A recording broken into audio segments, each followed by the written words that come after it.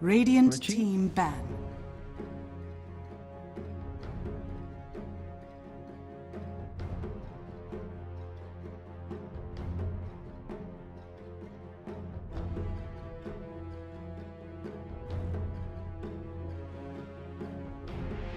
Ten seconds remaining. 5 seconds remaining.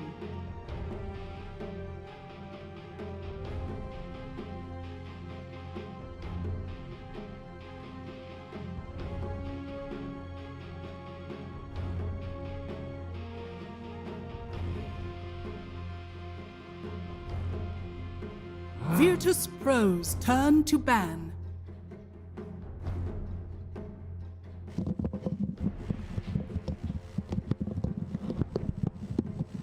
Alright, so I'm Radiant back. team ban. Apparently, Huh? I started a bit early. No, should have started right on time. 25, right? I thought it was 30. No, well, it starts 30 in real time, but Dota 2 is Virtus.pro's always 5 turn minutes. to ban. I did say 30 minutes. Whatever, it's fine. Do you need a couple of seconds? Alright, steady, Bobby. Are you sure? Radiant team pick. Well, I have 2 more bites. Yeah. I want you to have energy, so because you're doing all the games today, so important for you.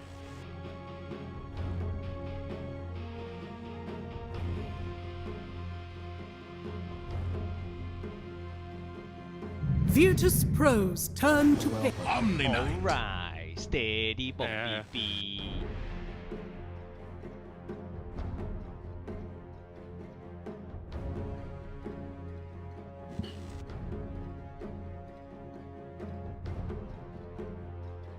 10 seconds remaining. All right. Okay. 5 Cutting to seconds bumper. remaining. 15 seconds. 10. Oh. 5, 4, 3, 2, 1. Well, howdy everyone, and welcome back to the ESL 1 Fall Boot Camp Edition, powered by Intel. Seeking Strike and Apple Plus. Back on the call for you guys for what is, in my opinion, Radiant the team probably pick. best match of the day. Definitely, probably of Group A. The Virtus.pro taking on Tundra Esports. Alvo, tell me all about this matchup here. I mean, we both agree that this is probably going to be the most hype match of the day, but what in particular are you looking forward to? Everything. I mean, Virtus.pro has been having a very... I think the two 10 approaches to seconds the remaining. drafting phase have been very different from the two teams, from what we've been able to tell in the past 5 seconds remaining. the past games in the patch, which is that Virtus.pro is just trying to stick to the old Radiant strategies. They team haven't really back. been abusing Tidehunter, which is interesting because most of their teams considering pretty bad. But Virtus.pro trying to play just 4-1 with a solid offlaner or some save on the 5, still picking Winter Wyvern. So they're just like, if you told me Virtus.pro didn't read the patch notes, I believe you. Honestly, like they're just playing the same thing as last patch with a couple of tweaks to the strategy, which is good. 10 And Tundra is seconds just remaining. different. Tundra is trying to break the patch and going for the new Zoom meta, the Coddle Maid, right? It's like 5 seconds it's remaining. the clashing of creativity versus stability, which I think is going to be very exciting to watch from Virtus.pro's two teams that also turn execute to very, very ban. well. Yeah, definitely. Radiant We'll go in team and get back. right underway with our draft now, guys, because it is already past the first phase. Omni Lycan, speaking of the new Zoo meta and very much the innovative new 7.30B patch now that we're in for Tundra. Of course, some small nerfs to the Lycan, while Virtus.pro, as you say, still going for the 10 the seconds tried and true remaining. Shadow Demon Tidehunter off lane duo. 5 seconds I mean, remaining. the Lycan Omnite is interesting. Usually you pair Omnite with a strength core, but Lycan is not that hero because that's usually not your carry. Skinner did used to play a lot of his fast carries Virtus.pro's back when it turn was to like on ban. Goomba and those teams. You know, it was the Weavers, the Drows back then when it was a pushing hero, you know, the Lycans. Radiant so, maybe. team ban.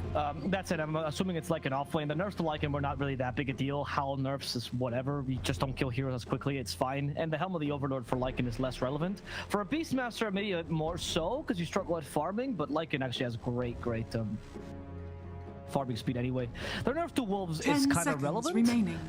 They reduced the talent to level 10, which was pretty ridiculous, by the way. Plus 5 20 Wolves seconds damage remaining. to 15. 15 is still good. And I checked yesterday, and talent doesn't affect the Shard Wolves for some stupid reason, so it's not actually as great as it seems. Yeah, plus speaking of Shard Wolves, one of the more interesting changes this was a 7.30 change, was that now Virtus.pro's the Wolves turn can to cripple the ban. tower, which is very fascinating. And I actually think that makes the Wolves a lot more viable in the early game, at least for the Shard. Because minus 60 attack speed to towers is no joke if you can get that to proc. So yeah, it's pretty good. But like it. Shard is good on offlane like it. It's a viable strategy. 10 Definitely, seconds. definitely. Especially Virtus because they don't give that much gold. I think they get like 18 gold or something per wolf, which is not really that much, right? Especially when the range creep gives like 60 by the time you have already that shard online. And speaking of, yeah, you know, the very classic heroes, here's going to be VP with the Winter Wyvern.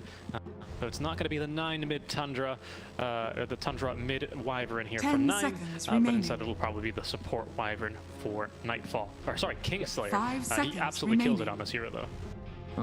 This happens when you have two names that you go, what? I confuse them too a lot, you know. But Winter Wyvern, as I said, I'm telling you, Virtus.pro might be going patch? What patch? Did something drop? I didn't see it. It was just playing the old patch. Winter Wyvern is okay against Lycan. Usually a good Lycan player can just route the Wyvern, especially if this is offlane Lycan. I'm kind of surprised by this, because yeah, you Cold Embrace, so Lycan can't go for the target that he wants. He'll go for you instead. So I guess you could Winter's Curse the Lycan, but then that's a Winter's Curse for an offlaner, not that big a deal. You might actually even initiate with Lycan with a Heavenly Grace, and even if you get the best curse possible, you still won't die, because stat resistance, very strong against curse. Yep. I'm kind of surprised. I'm not very sold on the Winter Wyvern pick. I like Tundra's draft a bit more. I like the Wyvern personally. I think compared to most cores that want to run you down, I'd much rather have a Wyvern versus like a Lycan. Not versus like a Slark or anyone else, but mostly because there's a lot of outplay potential with the Arctic Burn. And we've seen Kingslayer do a lot of that already. Basically in the first series that we casted where VP dismantled, was it Creep Wave or Empire, where they absolutely outplayed them. So I think there's a little bit of outplay potential. Because Lycan, for as fast as he is, does struggle around cliffs and trees, particularly with the wolves. And there's going to be the Coddle. What do you think? Mid Coddle for 9? It could be. I mean, it's a really good game for mid Coddle. Shadow Demon, you use the disruption and calls like, well, time to start charging my Illuminate. 10 I hope you enjoy remaining. 500 blast to the face. Yeah. Winter Wyvern, Cold Embrace. Good luck using that on 5 someone. seconds Yeah. remaining. Here comes the Dagon. Even the Tide's kind of weak against this, because he also does not like burst damage. He's like, I can shrug off all your stuns. Damage, and all of a sudden he's gone, right? Coddle is a very good pick here for mid lane, and I also think that hero is actually very strong. I agree. To your point as well. Sure, you know, Coddle, or sorry, I make that the Time Hunter. He's able to get rid of the Solar Bind, but after it does all of its damage, of course, because Solar Bind itself doesn't do any damage, and well, you hit him with a Dagon, and he'll be still taking that amped damage despite the immediate Kraken Shell proc. As out comes the Earthshaker for Tundra, so it looks like it's most likely going to be either like a safe lane Coddle, off lane Earthshaker, sorry, safe lane Coddle, safe lane Lycan with a support Coddle, and then an off lane Shaker, or, in my opinion, more likely we're going to have 9 mid lane on this Coddle, continuing to flex the Lycan and a 4 Shaker. Exactly. So I think offlane Lycan's still looking better, because you do have a lot of tools against carry Lycan. I think not so many against offlane Lycan, so I like this. Yeah. Plus, I think carry Lycan is going to suffer a bit to Tide, specifically because of Anchor Smash. That's why the lane is very bad. He suffers against Winter Wyvern's Curse, because then it matters more, right? Even with stat of resistance, you'll get hurt a lot. You're the main source of damage, so Cold Embracing the target you want is much more major. Whereas as an offlane Lycan, you're just there to get pickoffs. Usually, I think Earthshaker is a bit overrated this patch, but I do think there's a very good draft for it. 10 seconds remaining. Coddle's gonna win his lane. There's just nothing you can do about it. He'll farm at least. 5 You might get seconds farm out of remaining. this lane, but you will not beat Coddle. So you already have that lane one. Earthshaker doesn't matter too much then if he loses the offlane. And he is the teamfight mitigation for what an offlane Lycan could bring to the table. Radiant team back. So I like that idea. Because that way that you have some team fight, which Coddle and Lycan are not really bringing to the table. They're just a bunch of damage, and Earthshaker's going to do all the heavy lifting for the stuns. Final bans coming through. We're banning safe laners for VP, so it seems like they agree with us, right? This Lycan most likely going to head into the off lane. We got plenty of stuns from the Shaker. I still wouldn't mind having just one more casual stun or some form of lockdown from this last Tundra core, though. Because I think, especially versus a Tide, especially versus an Ember Spirit, that does strike me as something that's going to be nice to have. What's still left as far as decent laners as well versus a Tide? Medusa was the ideal option, but that got taken away. I mean, it's a bit weaker these days, and of course, picking a Luna into Curse is always a little bit sus, but maybe a Luna. Into Shadow Demon, I'm not Okay, sold. okay, no, that's fair. That's fair. Yeah. I was actually thinking of similarly a Drow, which is okay. Of course, Cold Radiant Embrace. Yeah, team there's the Silence as well versus the Ember Spirit. The lane's not bad pretty versus good. Tide. I know Skitter likes to play that. You have Omnight to cover you. Yeah, Faceless Void would have been ideal, actually. I think that was... Yeah.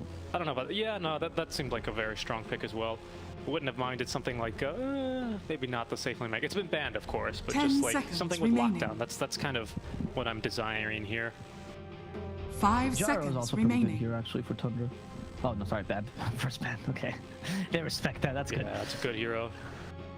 Gyro's just a... Yeah, I mean, I like the Drow. I think Omni's pretty solid to cover the Drow. I don't mind the Luna, I'm not sold. I think out of the strength carries, there's really something big that he could... turn to pick. Steady bumpy Oh, goddamn. I was thinking, it's Skitter. He might consider the Weaver, but I Choose your hero. I was either thinking the Clinks. If anyone, I would prefer to see Clinks. I think you guys saw it yesterday on the B stream. It didn't look too good, but just an Orchid build or something that can get on top of this Wyvern, get on top of this Ember Spirit that is, or even the Shadow Demon and burst them. But I'm not sure if I'm too big of a fan of this Weaver, to be completely honest. And here's going to be then a safe lane. Yes, a Bloodseeker for Nightfall. Okay. Not the biggest fan, obviously, of Weaver as a whole, but I mean, I mentioned in the beginning for a reason. Oh, Skitter likes playing Weaver, you know, just offhand comment. Didn't think it was going to get picked up at this. The hero, when we saw it with Crystallis, who's also a Weaver player from Creep Wave, it was very underwhelming. Actually, not that bad against Winter Wyvern. Obviously, 10 you deal physical seconds damage. remaining. Again, it's very similar to Lycan. But now Winter Wyvern's like, what target do I save? Which 5 one? seconds And if you're remaining. saving, say, Bloodseeker, they might just kill around him. These are two very good physical damage dealers that just play around Wyvern, compared to a Sven or an Ursa who are just committing to the one hero they picked. So Weaver and Lycan can change targets really easily. Pretty good. Good lane against Tide. Actually pretty good with Omni Knight. I mean, if there is a Weaver game, this is it. I think Virtus.pro's answer is good, but I also very much like Tundra Strap. Yeah, but we're basically... I mean, don't get me wrong, Snake King, I think he is a fantastic player.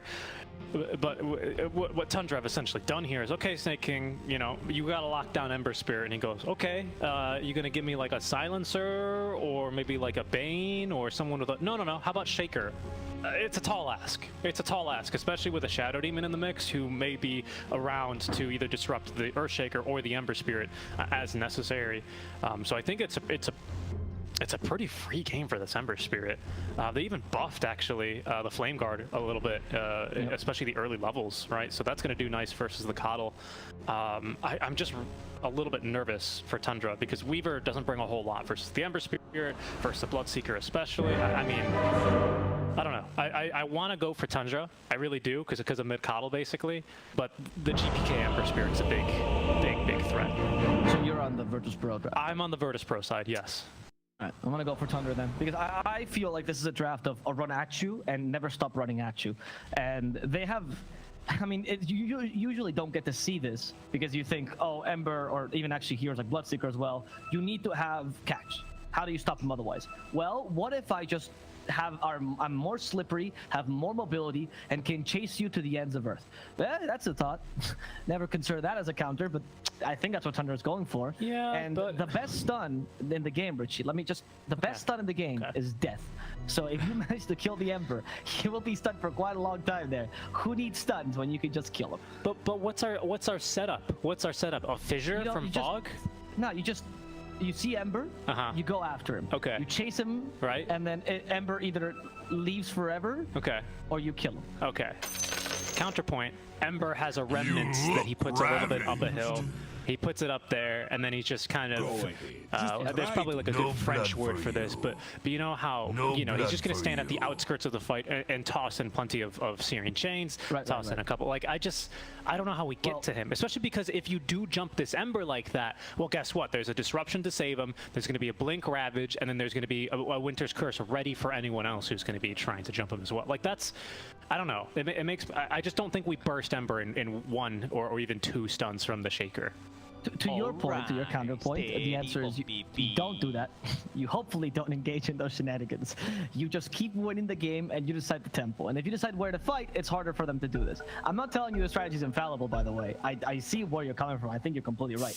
I'm just saying that the idea behind Tundra is we keep winning and winning and winning, and hopefully the enemy team can't propose the matchups they want. Okay, I got you. We just win forehead, right? I mean, I know it seems simple, but it really is the answer when you don't have when you have no stuns. Okay. It's something that's not often talked about. When there's a no stun draft, people just go, "Oh, the game's over, no stuns." And, Icto's getting very mad about that. It's amazing. But if you actually used to watch a couple of teams that used to do no stun drafts like regularly, which is a lot of SCA teams.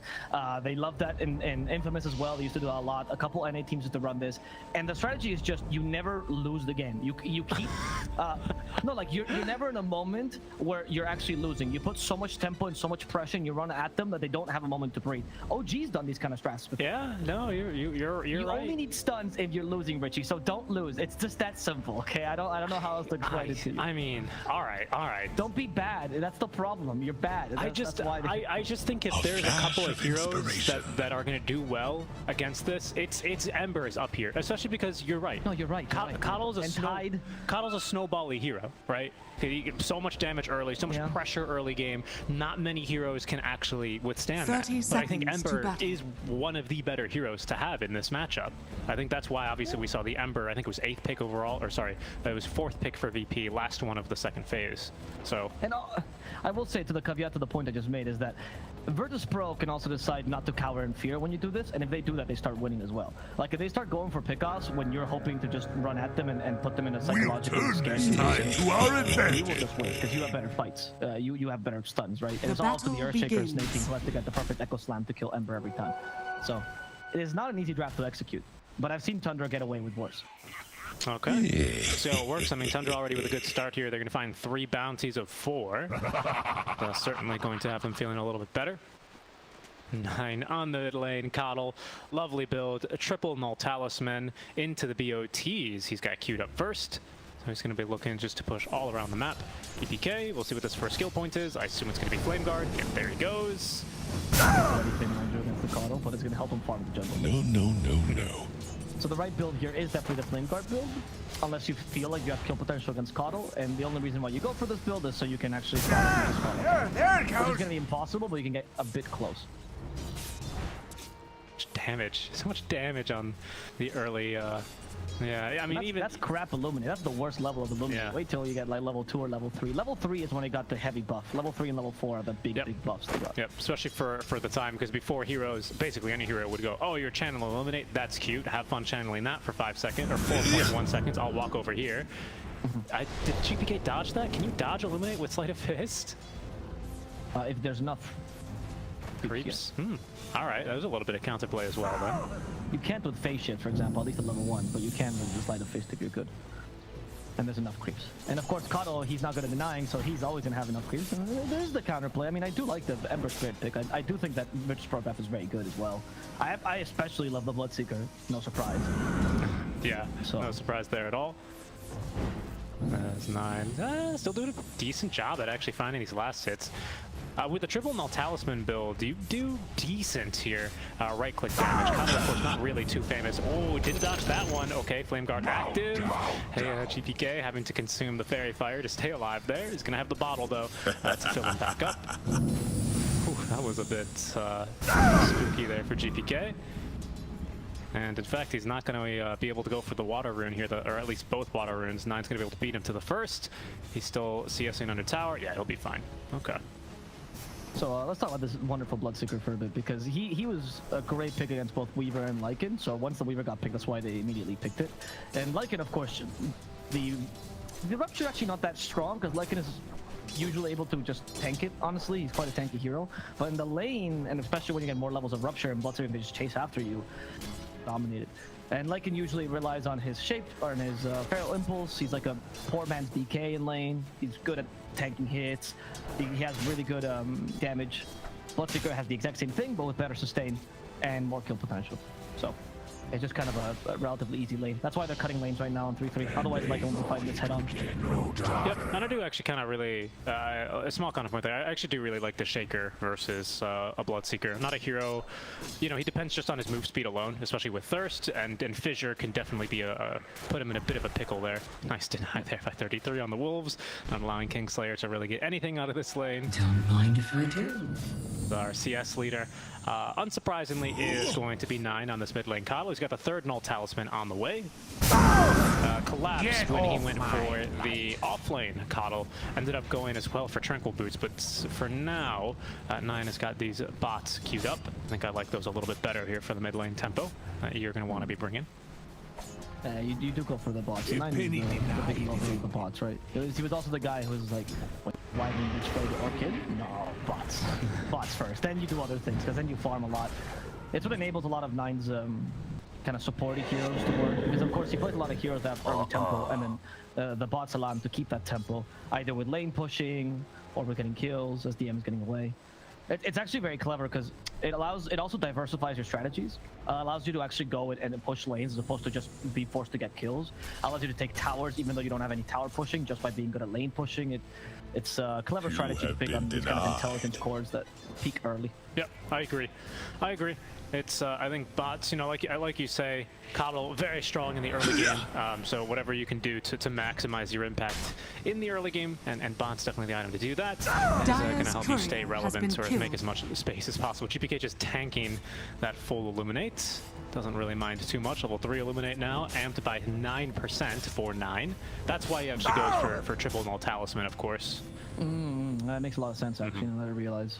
I always thought 9 was the whole play on words because he's German, so it's about like 9 and no. Yeah. Which is not really that much of a play on words. Nope. Yeah. I believe that is just called no, right? Not really. Yep. Spelled differently though. Yeah. Well, we'll see. I mean, right now he's doing this thing where Coddle has so much time between lanes that he gets to actually stack his own jungle, push the creep wave back, and then go back and take these stacks, while Ember's just struggling to keep himself in lane. Yeah, 33 just constantly as well, skipping the waves. He's got level 2 wolves, but straight into the helm for the Lycan. It's going to be the first game that I've seen today. Well, I guess it's just today, right? First game of the day, we'll probably see this early helm of the Overlord, now that it costs a little bit more money in the 7.30B patch. 33 will be fine here. Floater right pure damage, of course, is going to add up, along with this only level 1 Arctic Burn. Kingslayer now finally level 2, not getting a whole lot of XP in this lane. And he's been... Look, they're actually already taking out GPK. 9 even thought of going for the potential kill with that first level of Spirit Form. GPK barely holding on. 9 will continue to push the way because, like, what, you thought I was going to kill you? I don't care about you. I'm here for the creeps. Yeah, he also took a massive amount of stacks with 69 lasses. Here it comes. First blood. Thinking, surely. Yep, he's got a stun. They're going to try and give it to Skinner, and he's going to take it. First blood, 606 for the safe lane Weaver. 9 as well, running around, snagging all the bounties. Dire's middle the easy camp with Ember Spirit. attack. Okay, yeah, that's another thing you can definitely do on the mid lane Coddle, is farm your enemies' camps from a very safe distance as well. Yeah, it's ridiculous. So you can actually like farm 2 camps. You're like, I don't think those are meant to be farmed together. Coddle can. Yeah, this is pretty impressive. 3-3 is closing in on the Helm of the Dom as well. Not a bad lane overall. They didn't really deny him too much. Like, Bloodseeker got a better lane, obviously, as he should. But they haven't really played too aggressively, because Lycan can always go jungle, and he chose to do that very early. So very smart by 3-3. Oh, GPK, though. Disrupt this Coddle's farm.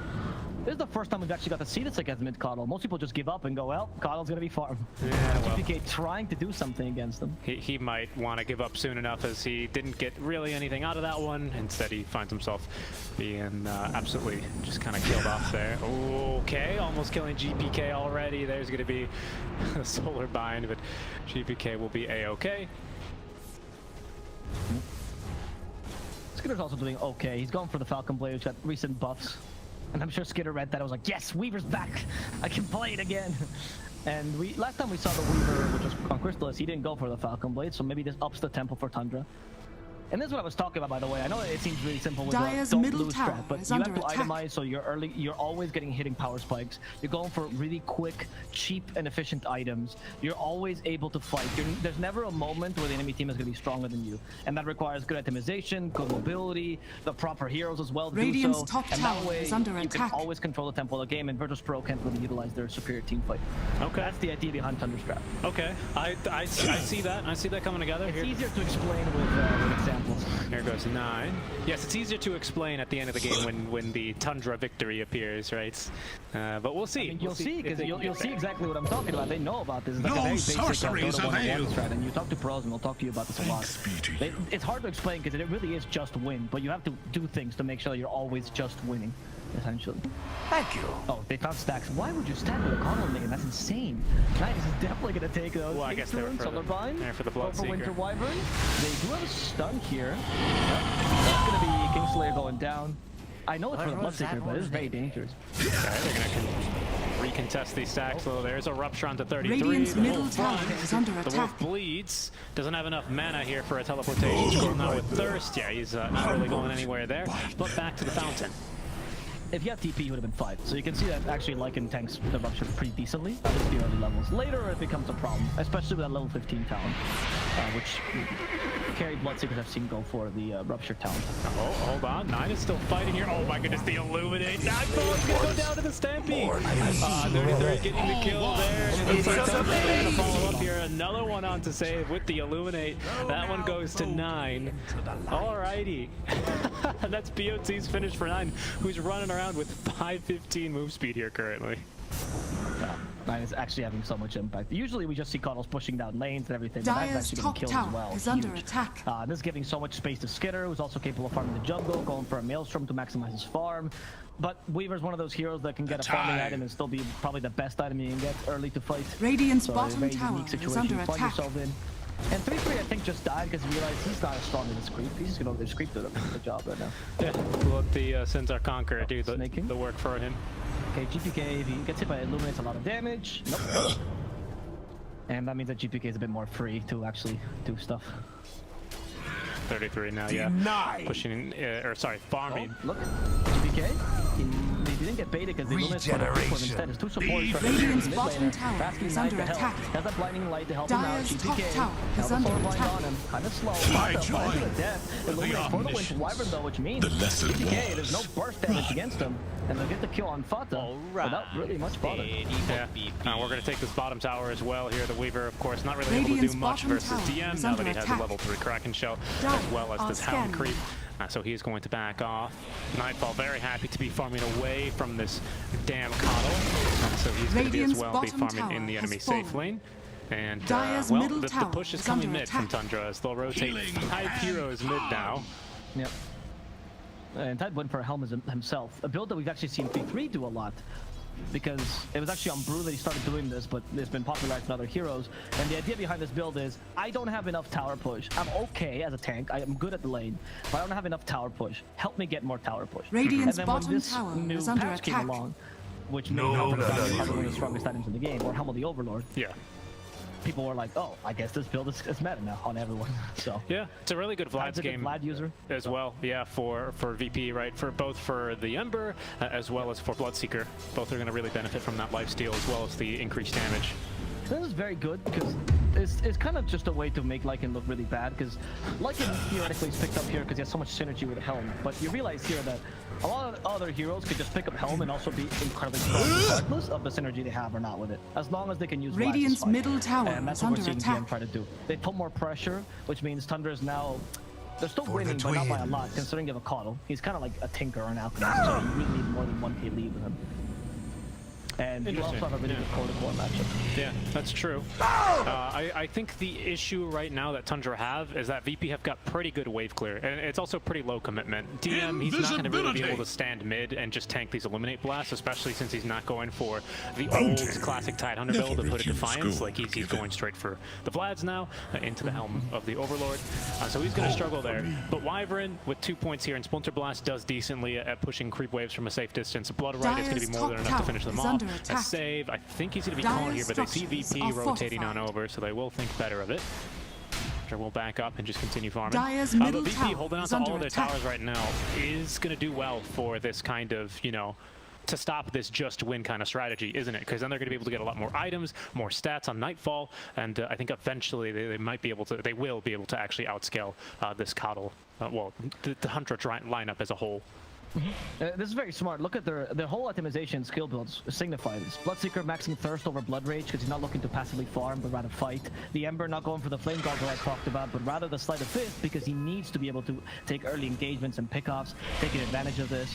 We even see Save going for the full Radiant's Shadow Poison top to just tower end is disruption under actually, attack. to mitigate some of these fights and also have a setup. Usually you don't put the early second point disruption, but this game is kind of valuable. And VP very much know what they need to do this game. They're actually playing this really cleanly. And Tundra, their only option is to continue putting this pressure, so that's what they have to do. They can't really deviate. Skitter's going for like 3 kind of mid-game items though, and I don't know if Quick, dirty, and nice, useful. But we need to be, I mean, it's not useful if we're not finding kills in fights, and just like that, here goes Save. He should be falling here, because he's already used the disruption. Snake King just chasing him down, providing vision. There's the stun, and down he will go. Dire's Snake King top takes the kill. tower is under attack. I mean, they're farming items. They're all great items for a Weaver individually, but I mean, I guess hopefully we fight around this in the mid game then, or Tundra fight around this rather in the mid game when they feel like they've got all the power spikes lining up. Speaking of power spikes, here's now the first of Dagon of many here, or the first level of Dagon for now. What was I A doing? power spike here, and that's where the third power spike, or the big Dire's power middle spike I say tower for Weaver, has been when he gets denied. Dragonlance. I think maybe you can try to force a smoke. Radiant's Of course, top the rocket tower catch is makes it under harder, attack. but Earthshaker's close to getting his Blink Dagger. They've also prioritized a lot of farm and staking for that very reason. They know how vital he is this game. GPK as He is well. struggling a bit. Dire's top He's tower going for is this under Maelstrom. attack. He Dire's is struggling. structures He's are going to get beat fortified. to this Helm of the Overlord. Actually, no, I don't think he is. I don't believe Yeah, he they're is. very close. Does he have the recipe on that? Dire's top tower has No. been denied. No, it's just the Vlads. No, it is just the flats. Okay. So they're Bottom. very close. Tide naturally farms slightly faster than a Lycan, but Tide also has to do more in the early game than Lycan, who can just free farm. DM might be in trouble. 9 is going to be able to travel on in. A good stomp though from the Centaur Conqueror. Echo Slime into the creep wave in a second, and Tertiary start now from Snake King as down goes DM. They line him up there for the Illuminate, and 9 will pick up the kill. Very, very good. This is what these cheap, efficient items do. And it's capable of getting kills that otherwise would be impossible. Tide, theoretically such a tanky hero early. He's not Timbersaw, but he's up there. Dire Not are the case against this scanning. Weaver Coddle, because they're just so good in the early game, at least the way that Skitter's item is. This is a Weaver player for you, and I can't believe it. It's not a hero you usually talk about, but Skitter has a huge plethora of experience. I love the SNY pickup actually more than the Satanic he was considering earlier. Just in case he gets caught, he doesn't want to die immediately. He needs a bit of tankability. Top lane, 3-3, deciding to fight GPK head on. There's the Howl. What, nerfs? Nerfs. Minus armor? I don't care minus armor, man. It's really the duration, I think, is gonna hurt him the most. Maelstrom procs coming through. 33. He's gonna activate the shapeshift. GPK has a remnant back. He'll activate Flame Guard here and look for a couple more Maelstrom procs to try and clear the wave. A golden 33 letting the wolves do the dirty work for him. He's gonna respawn a couple more. Another Searing Dire's Chains bottom though tower for him. As is under GPK attack. still continuing to fight versus 33, and 33 actually having to back away. He was on the losing end of that exchange. We keep looking at builds. I thought we actually skipped the wolf damage talent. I'm surprised by maybe the nerfs making him rethink. It's quite a strong talent because it combines with Feral Impulse. And Nightfall's going for an Echo Sayer. I'm fascinated by this. You don't usually see Bloodseeker carries going for this because obviously Blood Rage gives you already a lot of attack speed. The Mana Regen maybe? That's what I'm thinking, because you do need Mana Regen in this game. Yeah, could be it. Yeah, I'm not sure either. Not It's really an sure okay either. transitional item, right? It's not like it's ever bad to get Echo Saber on a melee hero, but it is interesting. Maybe he just thinks, like if this goes late enough, you're so strong that who cares? So maybe you just think, I'm gonna also go for the cheap, efficient items to make has sure I don't Blink, get... by the way, so they might look for GPK. Radiant's bottom tower is under attack. Echo Slam's not available though.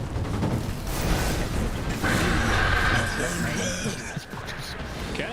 Immediate Caster's Curse into the Winter's Curse is going to find the kill onto Snake King after GPK falls. A rupture though for Skitter. He's not enjoying life now, especially with the Demonic Purge. Taking a lot of damage there, and down he will go. Nightfall with the kill there. DM as well, continuing to rotate around, as it's just 9 now remaining in the top lane. That ends up being much better for VP. Their counter initiation obviously is better, so I guess fighting near a tower is dangerous, especially if you have the Winter Wyvern in position. But I don't think that was a mistake by Tundra. I just think VP responded really well. Classic, you know, 700 burst damage from a coddle. Yep. I mean, I wasn't expecting the Ember to die that so easily. He even have Flame Guard on. Dire's bottom tower Yeah, is under attack. Flame Guard? Nah, I don't think so. They got built as bonkers, honestly.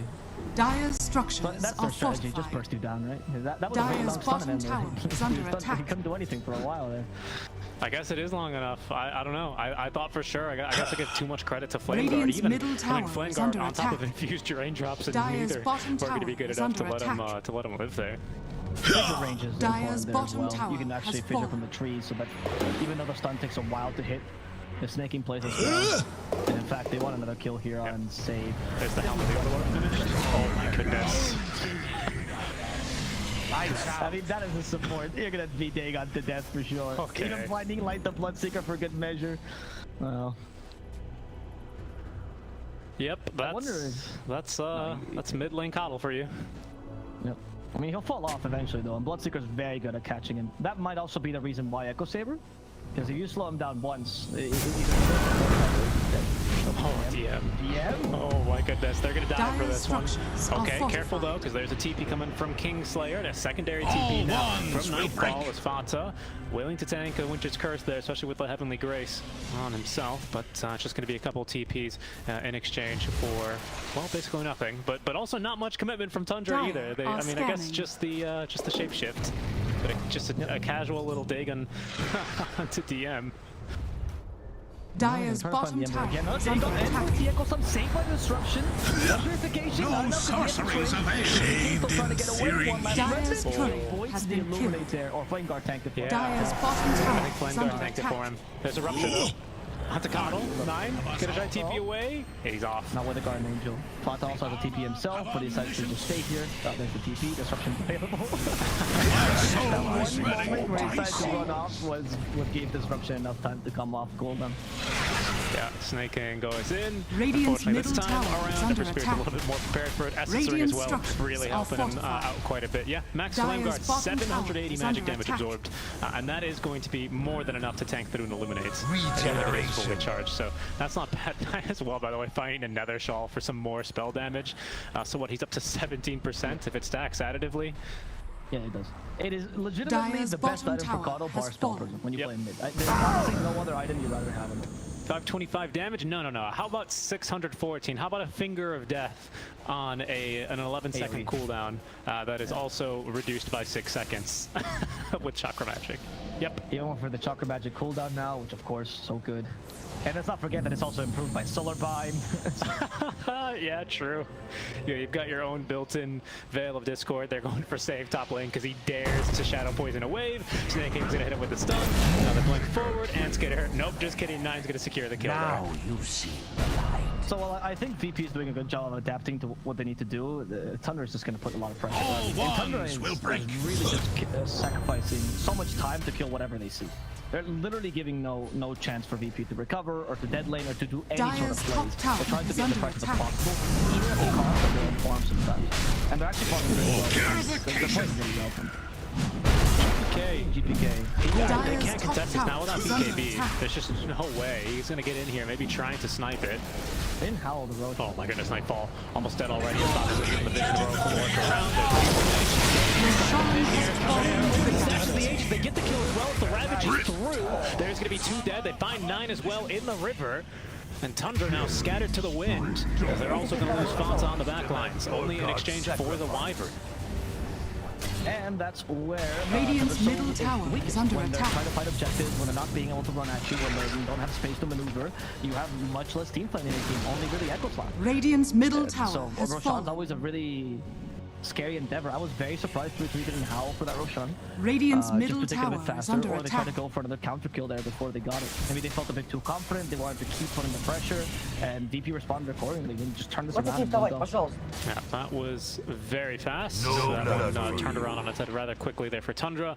They at least get rid of the Wyvern, but there's still a lot more threats to them in that fight.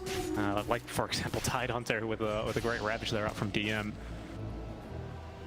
to be able. That was very, very good. And he also has the helm, right? So he himself is also putting a bit of pressure into the towers and the creeps waves. I think Ancient Black Dragon probably the best one you can ask for early to de-push the waves. Yep. Yeah, definitely, especially for that purpose. Yeah, and I believe, how tanky is this thing? 1800 HP or something? 2000? Okay. Yeah, pretty tanky. That guy can definitely tank a couple of Coddle Blasts pretty easily. So that's going to be not bad for him either. 9, by the way, already with the Dagon 5 finished up. He's had it for a while. Dire Into the Blink are Dagger scanning. next, into Octarine Core. There it goes. I think for this game, there might be a value to E-Blade as well, not just for the damage, but more to save teammates from Bloodseeker. But I'm not opposed Yeah, to this build. I think that's always actually really nice to have as well versus a Wyvern, right? If anyone gets caught by the curse, shoot an E-Blade in there. True. Yeah. There's a lot of defensive and offensive utility. I feel like if 9 gets hit by a Rupture right now, he dies. I don't think Blink and Octarine will help that too much. Especially once the BKB happens, which of course already happened on Nightfall. And once he activates that, Coddle's just dead. I think they're probably going to Rupture him every fight. Oh, wow. GPK, he actually switched up from going the BKB. He decided after they got Aegis, he turned that Ogre Axe into the Ag Scepter instead. This did get slightly nerfed, if I'm not mistaken. Oh, just very slightly. Oh yeah, in the 730. Yeah, the range is a bit low. I mean, it's still really good. Ads is great for pushing, it's great for defending objectives like these. I think it's a good idea. I mean, the BKB is obviously a necessity, but I just think that you get caught by Echo Slam, which is their only stunner fissure. You know, your chance of activating BKB or your chances of remnanting away are the same. Radiant's So the idea middle is tower that is under what attack. is BKB doing that I don't already have? They only have one catch. I won't BKB doing Illusion. that catch. I will just be able to. A tool to teach. So I like this choice more. I like the shard choice actually a lot. Also good for pushing out lanes. Nightfall is getting pretty scary though now with this Basher online and the BKB, of course. They're hunting for 9. They want 9. It also helps them close the gap. 9. Yeah, as fast as you may be, will he be able to escape? Searing Chains, yeah, gonna find it. Dire's top Disruption tower on is top, under and they attack. should have 9 dead to rights here. As, yeah, down he goes. Well, that was toasty. Doing a masterclass how to play against pressure. They're doing a really good job. Everything from itemization to their movements. Like even the fact that leaving DM mid right now, which is fine because it's actually kind of be a bait with Ravage. They know they can't really go against him without 9 first. No sorcery action. Not scary. Well, there's the ads. Okay, you force the Guardian Radiant's Angel, middle though. tower is Doesn't under seem to matter attack. too much. I'd Ravage to cancel TP, but of course just an Omnite not that worth. And you did force Guardian Angel, so you're quite happy with that. That's also the reveal here of Snake Radiant's King's top Shard, tower as he did is under stun them attack. off that fissure from, obviously, I mean, there's only a couple other stuns that fissure can do, that's the Shard. So not much of a reveal, but that does make it a lot easier to catch this Emperor like you were talking about, right? Because before, it was fissure, blink, echo slam, but now he can, you know, only half commit here with the fissure into just an enchant totem. So I actually Radiant's really like that top quite a tower is bit, falling. this side of the day from Snake King. Radiant's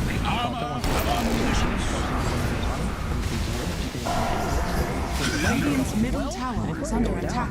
Regardless of Heavenly Grace, big win, because now Weaver feels much weaker, especially if you get hit by a Rupture.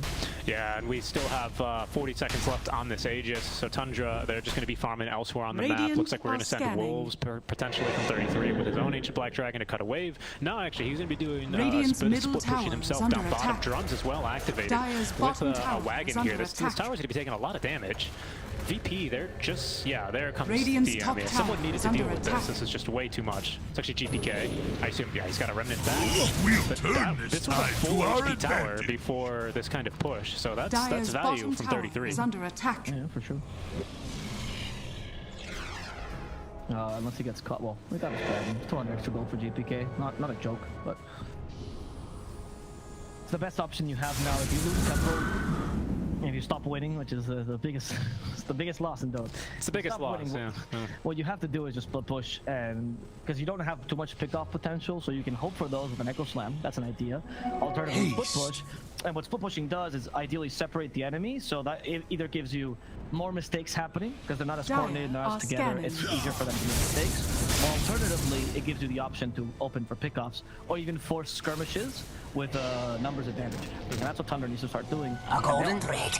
But it's tougher because their draft is not made for this, right? Their draft is actually in a bit of a difficult position. Yeah, we've got full Satanic now for Skitter on top of the Sanj. I assume it's S&Y or the Yasha on the way. So he's very strong, very tanky. We'll be hunting for GPK. GPK though wants none. Might regret this though. Safe from behind. They're trying to get to 9. The Echo Sun committed on top of the Remnants. Down he will go. That is a big kill onto the Ember Spirit, and Save is going to be second to fall.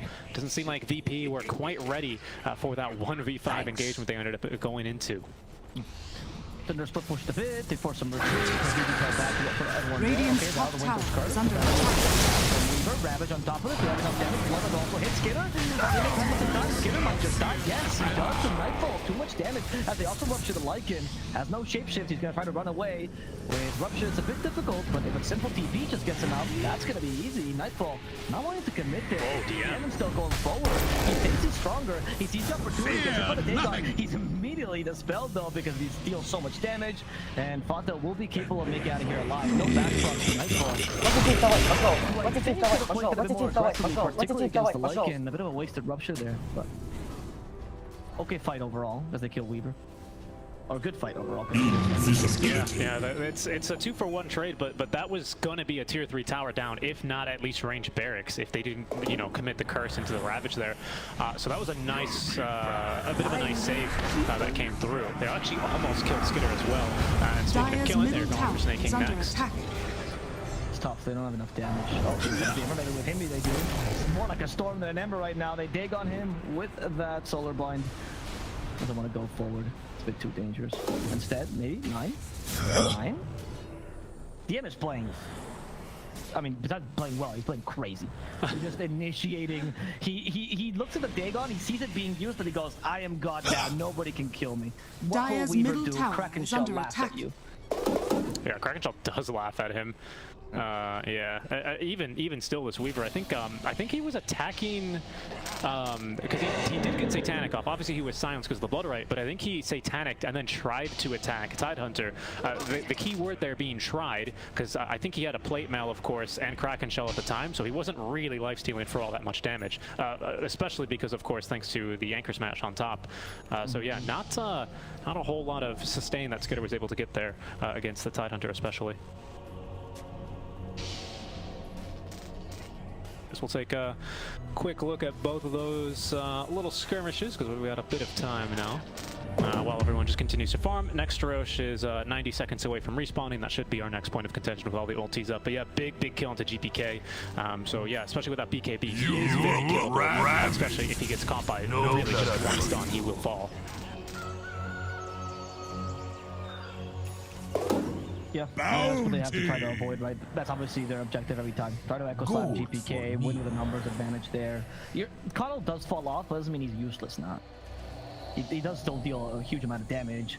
He still can push out waves. He's actually going for BKB, which is fascinating. Just trying to save himself some time. I would save finds potential Coddle. Shapeshift, save himself. Ember joins, there's a Searing Chain. What's the Ravage? They really want to commit for 9. We'll get him. Top tower That's a lot of your magic burst gone. Save for now.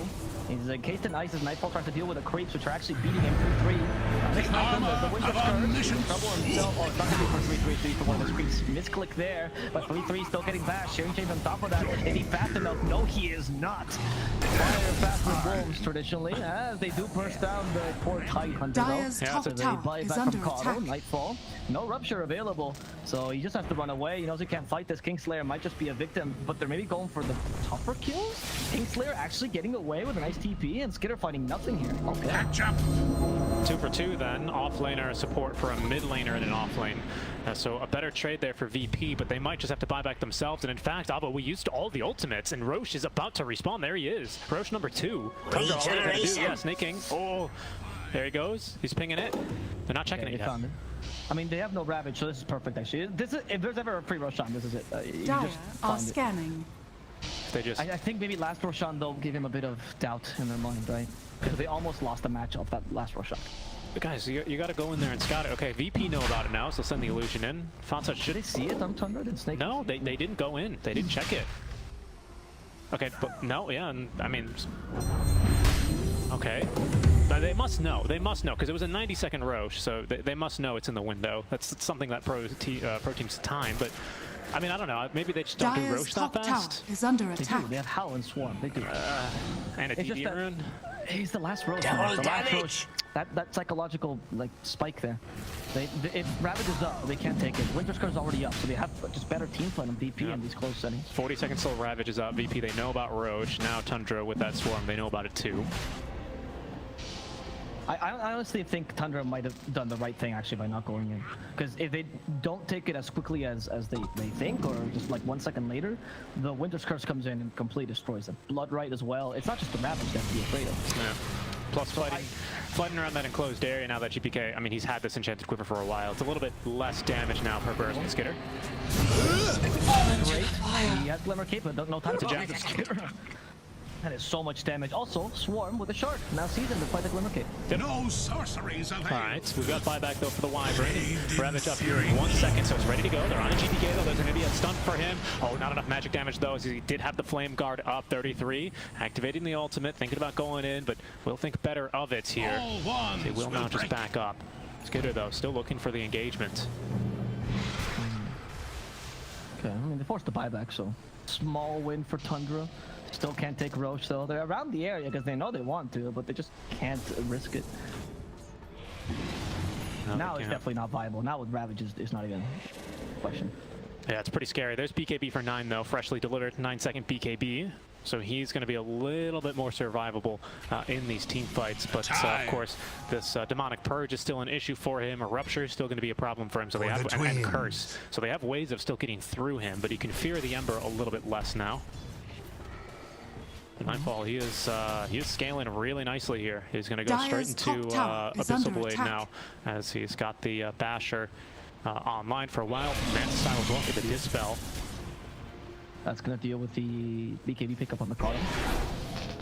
Because obviously, if Nightfall can choose, you'll kill Coddle first. Get rid of that Dagon, right?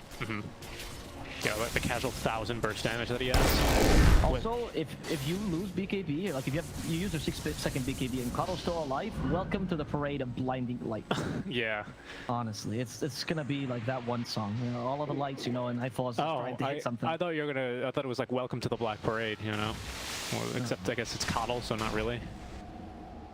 No, it's like a disco, but at 4 a.m. You know, one of those really bad ones. And like I can't see anything. That's Nightfall's life, which is why it's so important to kill the Coddle. All ones will break. With the first BKB charge, mind you. Tundra. They hold the high ground, so VP go for their own smoke, and they can try to pincer maneuver. Or rather, sorry, a flanking maneuver. With a bit of bait in between, but Bloodseeker just kind of pushing the lane casually. The courier that valuable? No, it's not. Okay. And that might give some confidence to Lycan. They have 33 though. Going to GPK. triangle? GPK, sorry, his smoke broke. Yeah. Oh, that. Yeah, they got a bit too close. I didn't see him. And there's a ward there on the high ground for Tundra. They noticed that though. At least they get a D ward off this. Not too bad. Oh, they don't even get the D ward. They get their own ward though. Radiant's middle tower is under attack. Radiant's middle tower has fallen. And typically the on-net, there's the Guardian Angel wasted and the on-net as well. He's got buyback, but I mean, I guess he could look to get back into this fight, but it's so difficult as a VP right now holding in between the path. They've got vision now of Skitter. They're gonna hit him with a Rupture. Right into the hands of DM though, who's ready, holding on to the Ravage. Gonna let it rip. GPK now right on top. Nightfall with the bash. They've got him. A minute and a half without the Weaver. He's got buyback. Snaking could be next. There's the double buyback now from Tundra. They're gonna try and get back into the fight. A third now as they take down the Earthshaker. Oh, I took the dragon away from the Dire Lycan are as well. scanning. They have this outpost. Okay, they're here already. Okay, no time lapse. Actually, VP's all TP. They don't want to fight this. They used some of their skills, and that's enough. No Winter's Curse, or they don't want to use the Winter's Curse here. Just want to retreat because the Ravage is too valuable.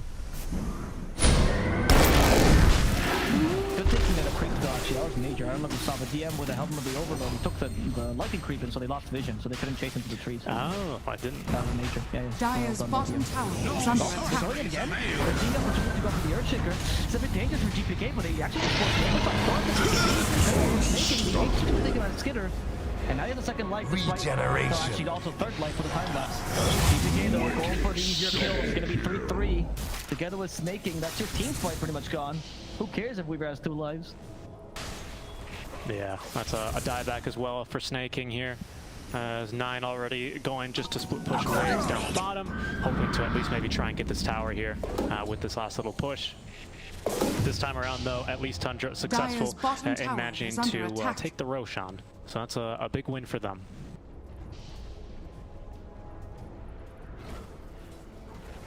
Yeah, I mean, that Roshan was surprising as well. I mean, I told you, right? I take it really quickly.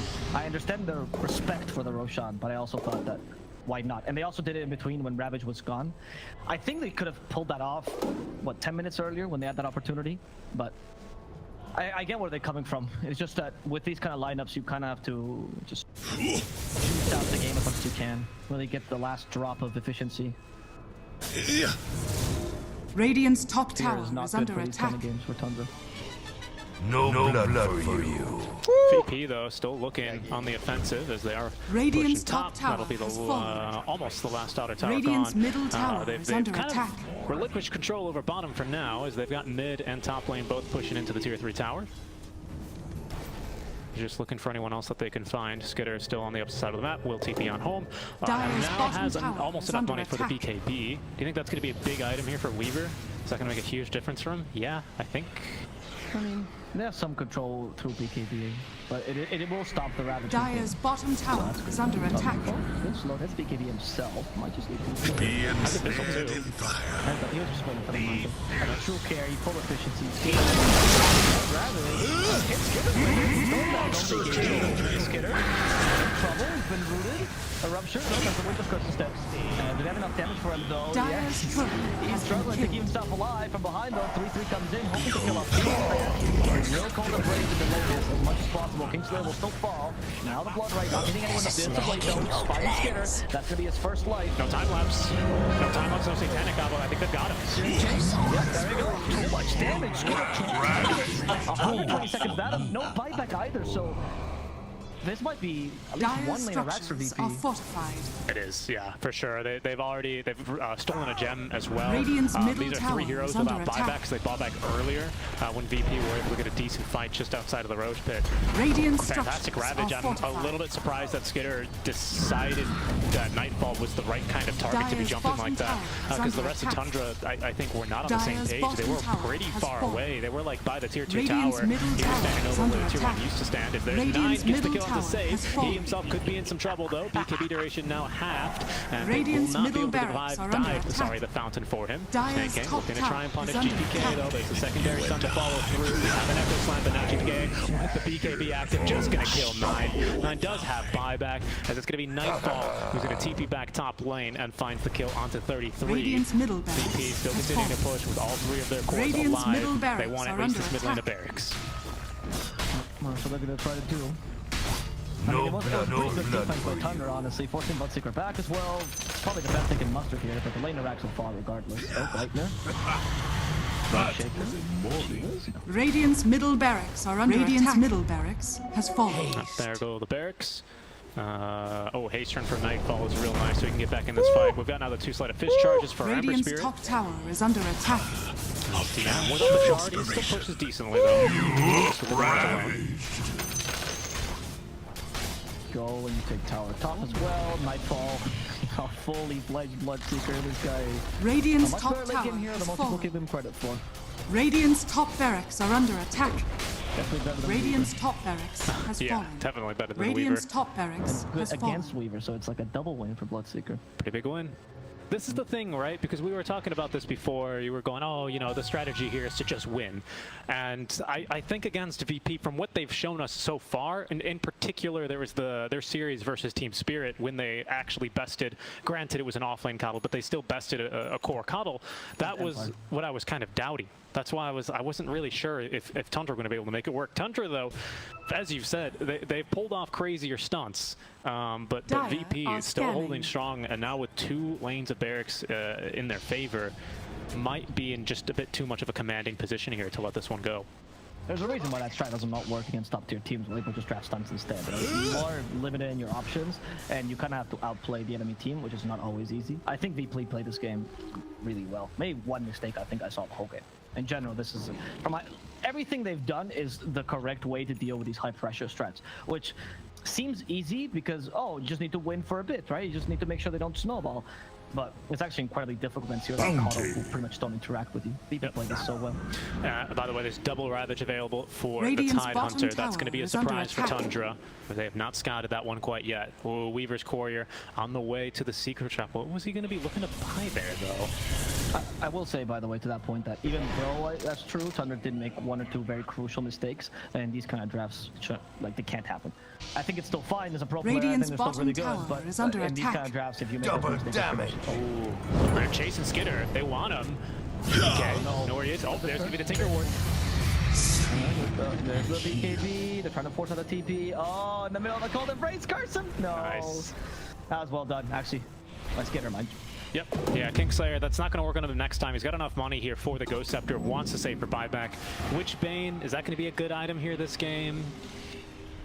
I mean, it's VP. always good. Against Coddle, yeah. Why not? Yeah. Chakra Magic increases your mana pool, so anything you hit with that, it's just really good in general. I think that item is pretty solid. It needs to get tuned a bit. It might not be what you choose to pick up on the Bloodseeker though, because maybe the Penta Sword, For the twin. the main is just going to be more valuable as well, and I understand that. I don't think we need that. Nightfall is pretty terrifying now. He's just about upgraded everything. I assume he's going to get rid of Phase Boots and throw that Satanic in, because he is just Dyer's about to be bottom 6-slotted barracks are now. under attack. 33. Drums active here as he's going to send the creeps in to do a bit of his dirty work. Looking for at least the ranged barracks, but all the Mjolnir procs here. The Chain Lightning's nuking through the Wolves. Yeah, he's even going to go ahead and get the kill there onto the Ancient Thunderhide. Yep. 200 extra gold for the Bloodseeker, who's now running out of slots. Yep. But it's a good Axe game for him, so they still have that slot. That's pretty good. Weaver's running Yeah. out of slots too. He's taking this +1 generate attack. Probably the best talent for this game. Yeah. I'm wondering if maybe it's time to start thinking about a Divine. With the +1 Geminate attack, it is a very valuable item. Yes, I agree, but I think Divine does not fix the issue, which is if you get caught, you die. Right? That's kind of what we see.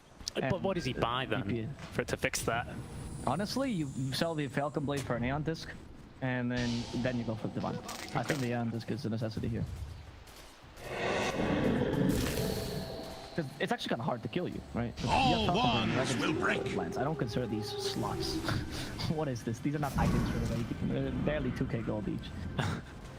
No, that's the concern, right? Is that these then you have to end up selling them. Falcon Blade doesn't build in anything. Maybe a Mjolnir for definitely for the Maelstrom, and then Dragonlance.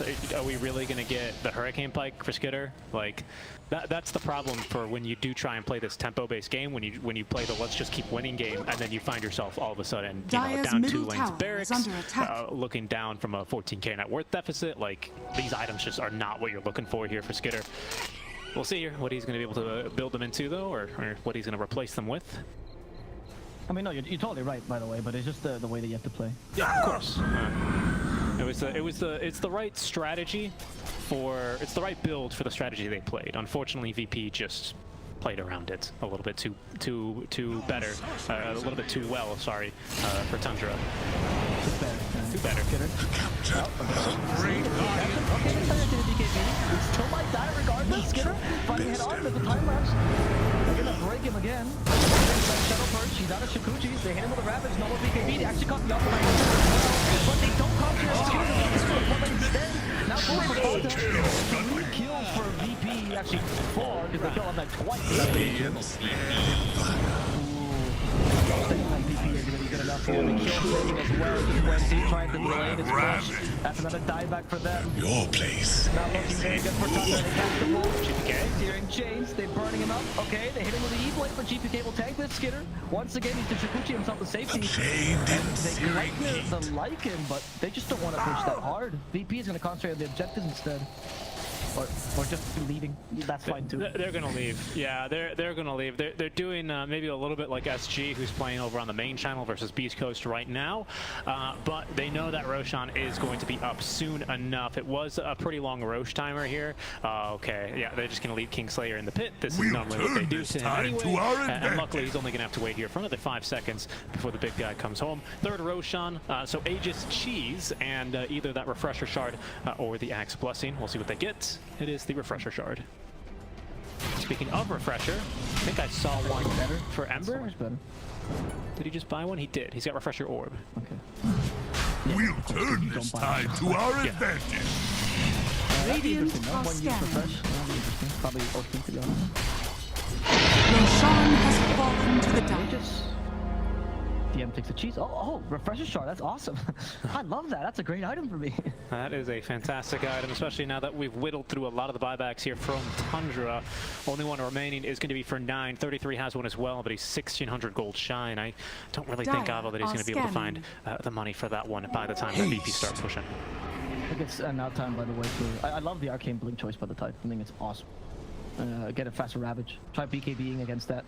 It's also, especially the first time you use it. Oh, Skitter. Takes away. No. Oh, they've got a gem. Okay, Skitter BKBing, but he's just not fast enough. He's trying TP. Curse? Can they stop him? No. Okay, that was perfect timing. Kingslayer, he must have thought more heroes were coming. He must have thought more heroes were coming. That's why he just blinks away instantly. I'm sure he's going to regret that one once he realizes, oh, he BKB'd and TP'd away. My bad, guys. I mean, I think that's the right choice to make by Kingslayer, though. Why would you ever expect Skitter to make that play? Agreed. Agreed. What was Skitter doing Maybe there, though? Skitter's playing with that aspect. It's like they will never expect to roll. Skitter sold the Maelstrom. Fascinating. And the Falcon Blade, of course. I was definitely expecting the Falcon Blade to go. I was not expecting... Radiant's bottom tower is under attack. He's got an Echo Saver? What? Radiant's this bottom item? tower has fallen.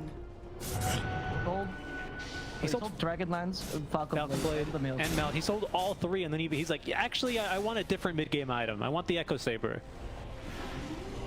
It must have been because he assembled this by accident. He's planning to assemble this afterwards. Okay, for the Basher, right? Yeah. Okay. Basher, I'm okay with. I just. But where does the Oblivion? Yeah, what is it for? Oh nope, he didn't. This is nope. He's keeping the Echo. I mean, it procs the slow. The slow procs, yeah. The slow will proc. I don't know. I don't know, because I want to say it's for stats, but I Radiant's feel like bottom Dragonlance gives you tower is pretty under close to the attack. same thing. Hear me out since it's 50 minutes. Scotty, how about that? You buy that early. Okay, Skinner's been turned to all that one. He turned to a wolf. Oh! Yeah, there you go. Okay. Okay, this is next level. Yeah, cool with Skinner. It's not very much working right now. Radiant's though. bottom So the barracks Braves are under taking attack. player, they kill Snake King, Skinner really command for the trap.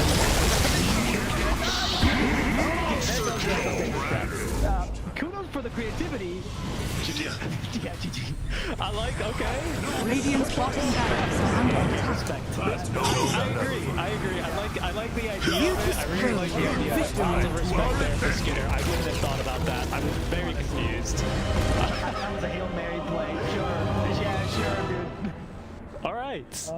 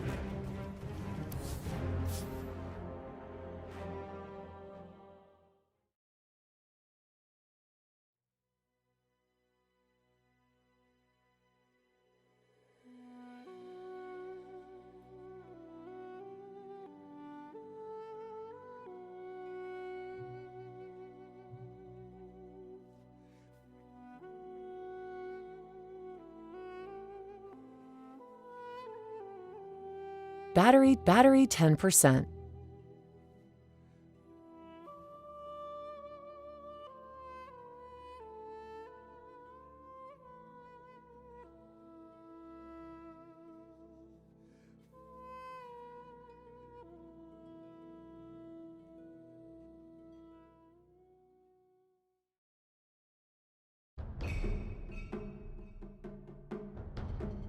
Five seconds remaining.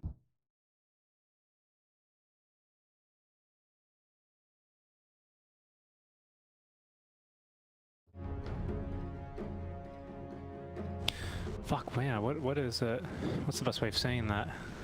It's tough, right? Oh, draft is Dire live. team ban. Maybe something like... Not Mike's, but maybe something... I don't know, I think you should just be honest and be like, yeah, like... I thought he would get the indirect. I don't know. I don't like when people do this when they're like, oh, I'm purposely not getting what you're saying. No, but this is... I mean, come on. 1 second. I need to get...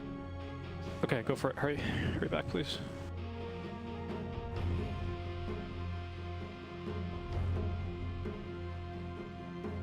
Ten seconds. Dire team ban.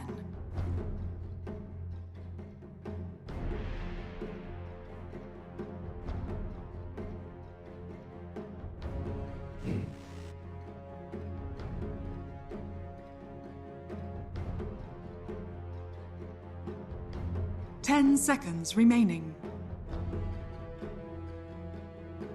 5 seconds remaining.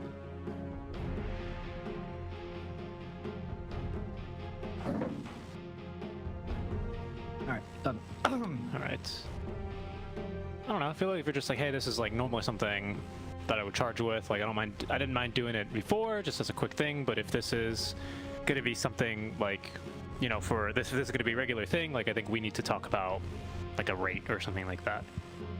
You know? I feel like that's fairly direct. It's I think it's well within your right to ask for something like that, because I'm sure you've done translations before. Yeah, what if I said that specifically something like if it's something at the spur of the moment, I don't mind, but to actually get my availability, that Virtus.pro's turn to pick. is a rate. Yes, I think that is very fair. I think that is very fair. I think that's a reasonable.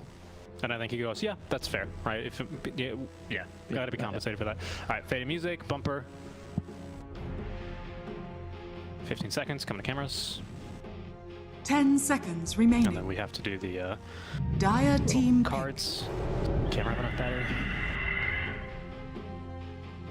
5 seconds. 3, 2.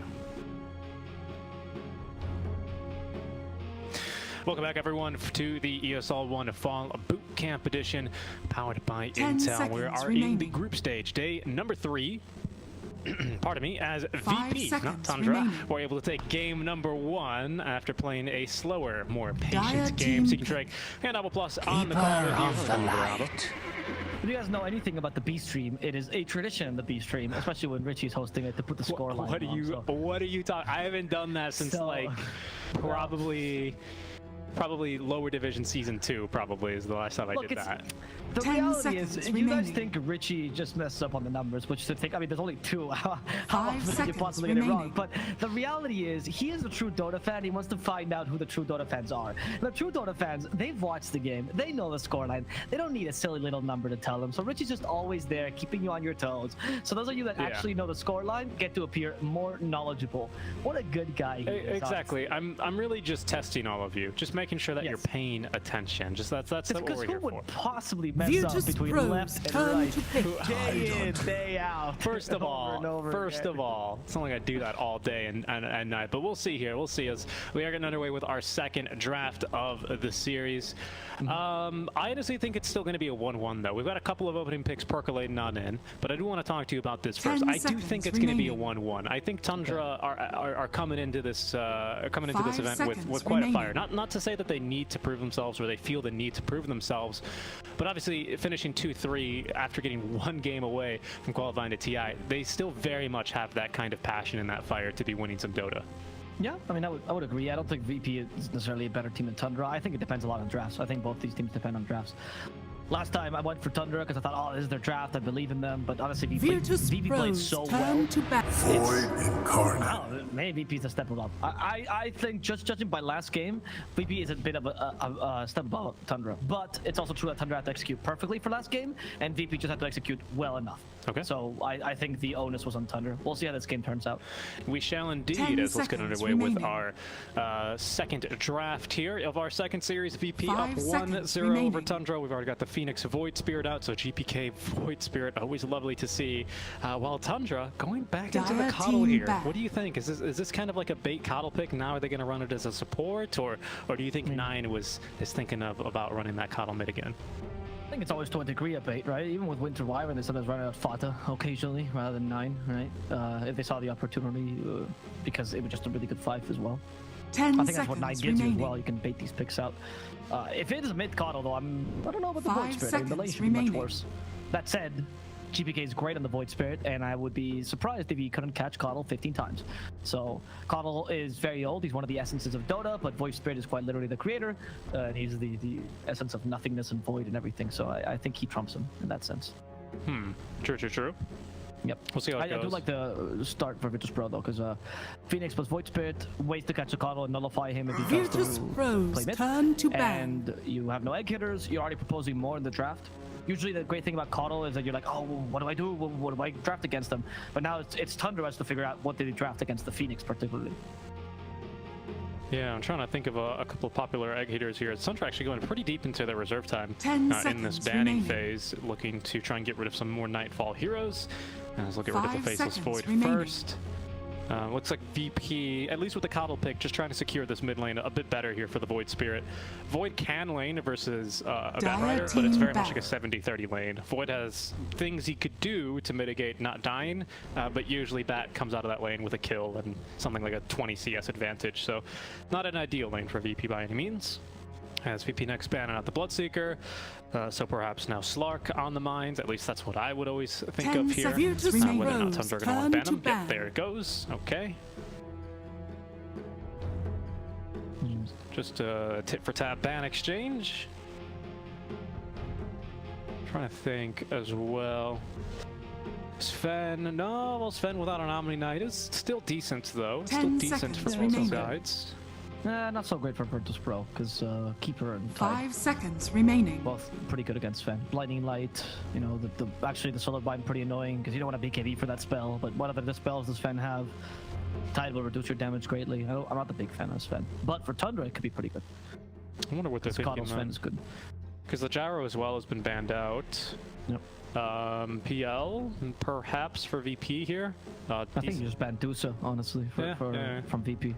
Skitter hero, much to the chagrin of Kyle, but he is a Skitter hero. Well, it's just it's the Midas is the thing though. That's what it is. Well, and then the Orchid. He didn't watch that build. It exploded. I liked the Orchids. I thought that was I also pretty like cool. the Midas in some games. I don't think it in was an some every games, game sure. Okay, in some games, yes. I won't defend that. Anyway, Coddle with the Chakra Magic is great with Medusa. You deal with the Phoenix Egg. You're not too bothered by Void Spirit's Burst because you laugh at it.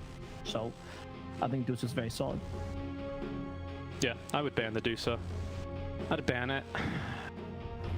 Tundra are going to have first pick out here. They're probably just going to pick like a position 4. What am I thinking about though? Position 4, ideally something that can hit the egg. Doesn't need to be like a Snapfire. It doesn't need to be like the thing to kill an egg. But maybe something like a Willow actually might not be too bad Dire versus Void team Spirits. Oh, Terrorblade, another Skitter hero. Good with Coddle as well, because obviously he reduces the time of meta. Yep. I still think DOTA is pretty fine here. I actually like DOTA more than Terrorblade here. For Tundra, you're saying? Yes. The issue is PL still in the pool. You need to ban it because I think it's a 10 viable hero for seconds VP right now. The remaining. lane's okay versus Tide. Blinding Light's annoying, but you just doppel 5 it seconds and you're remaining. good to go. So maybe if we ban Dire PL, team pick. wouldn't mind it. They banned the Sven, so are they thinking of PL then for Tundra? Because we don't have a lot of other heroes, of course, with like a built-in cleave. I guess you can go Virtus.pro's mag for turn to VP. We'll go Nyx for now. That's going to probably dissuade from any DOTA thoughts that VP may or may not have had. VP again, very much sticking with what works, right? As we've seen them do time and time again. So I think that's why 10 perhaps seconds Tundra remaining. are preempting any sort of DOTA thoughts out from VP. 5 seconds remaining. Virtus.pro picks up now, because they really are running out of carries. Especially if they want to go for their typical strat of like a safe 4-1 carry. Even Bloodseeker fulfills that role. He might be tempo carry to a degree, but he farms fast. Yeah, Bloodseeker banned, of course. Virtus but- No, I know. What I'm saying is that Turn to they always pick. try to play that strat. So for now, Mars, okay. Good, I good don't know combo. what carry would have picked. Just Dire leave it later. team Just leave it later. Phoenix Lion. Mars, and there's the Lion. Pretty good. Yeah, I like a Lion. Can pop a Coddle in any position, right? Even core Coddle doesn't really build that many stats, just usually the 3-0 Talisman, which is what, like 6 strength or something between them. So not that much. So Finger of Death, very strong. Hex, 10 amazing versus seconds Titanner. Doesn't remaining. do any damage, allows you to kind of ignore him and not proc the Kraken Shell. 5 seconds Decent lane remaining. as well, double stun lane with the... Oh, it's a 5 probably line with the Phoenix, so never mind. Well, it could be either. It doesn't matter. But there's also subs to DOTA. Mars is really good against DOTA, obviously. So is Lion with a Mana Drain. So it's pretty good. By the way, though, for Tundra, I don't think they're going to pick it, but this is a great Lifestealer game. It's such a good Lifestealer game. 3P against Mars and Phoenix. Lion Hex annoys you, but you can save him later. It's fine. And Coddle with Chakra Magic actually gives you more rage. It's so good. You even have Nyx for the Infest bomb. Crazy, but... The question is, do you want to then pick Lifestealer? Like that's the... Yeah, it ain't a bad Lifestealer game though. It's another egg hitter, right? Because it's a hero that, especially against Virtus well, the Lion's a bit Pro's scary turn though, to isn't he? battle. Oh boy, a Visage. Boy, What's that it is do? Wait, exciting. This hero got buffed, actually. This hero Yeah, got buffed. pretty considerable buffs as well. Yeah, The turn rate on the familiars got like halved, I believe, or like double as fast. I thought that got worse though, 10 didn't it? seconds If the remaining. turn rate is higher, isn't that a bad thing? I think it got... 5 Because they were seconds very remaining. snappy before. They were very, very snappy. It went from 0.6 to 0.9. The patch notes exactly were the birds increased turn rate from 0.6 to 0.9. Yeah, doesn't that mean faster? They also got armor. I'm not sure, to be honest. I know most heroes have a turn rate of 0.7. Dire I can tell you team that. back. At least they used to, because they messed with turn rates recently. Okay, so some small nerfs as well on Grave Chill, because that was a little bit bonkers in the lane. You'd steal like 20% of his Pango has a speed. turn rate of 1, so that means, yeah, so he's the fastest turnist hero. Okay, So, so, like, the 0.9 is birds, faster. so they're even snappier now. They got bonus armor as well, which is something 10 really nice for seconds the familiars. Because if you weren't nearby, or if your Gravekeeper's true, cloak actually. stacks 5 were removed, seconds On higher remaining. levels. those things would just absolutely die. And Virtus they also Pro's increase the turn cell to phone reception ban. range on the Soul Assumption. So not a big a deal. It's not bad though. It's not bad. It's okay. It's like a small buff. The Grave Shield Dire did team get back. a little bit nerfed. Not that big a deal though. Yeah, I think the familiar buffs are the biggest ones though. true. The finger buffs by far and away are the biggest ones. Yeah, absolutely. I think they mess with his talents a little bit as well, as they like to do in these patches. But They do not. okay, Grave Chill in the lane is a little bit of a bigger deal though, because before the early 10 levels were seconds bonkers, remaining. especially for the move speed. That is the one thing I'll say. And Oh, look, by because the way. unless 5 you've seconds been watching our remaining. lower division DPC season 2 coverage for ESL, where we had who was it, the Virtus Hawk Pro's for turn what to team was pick. he on?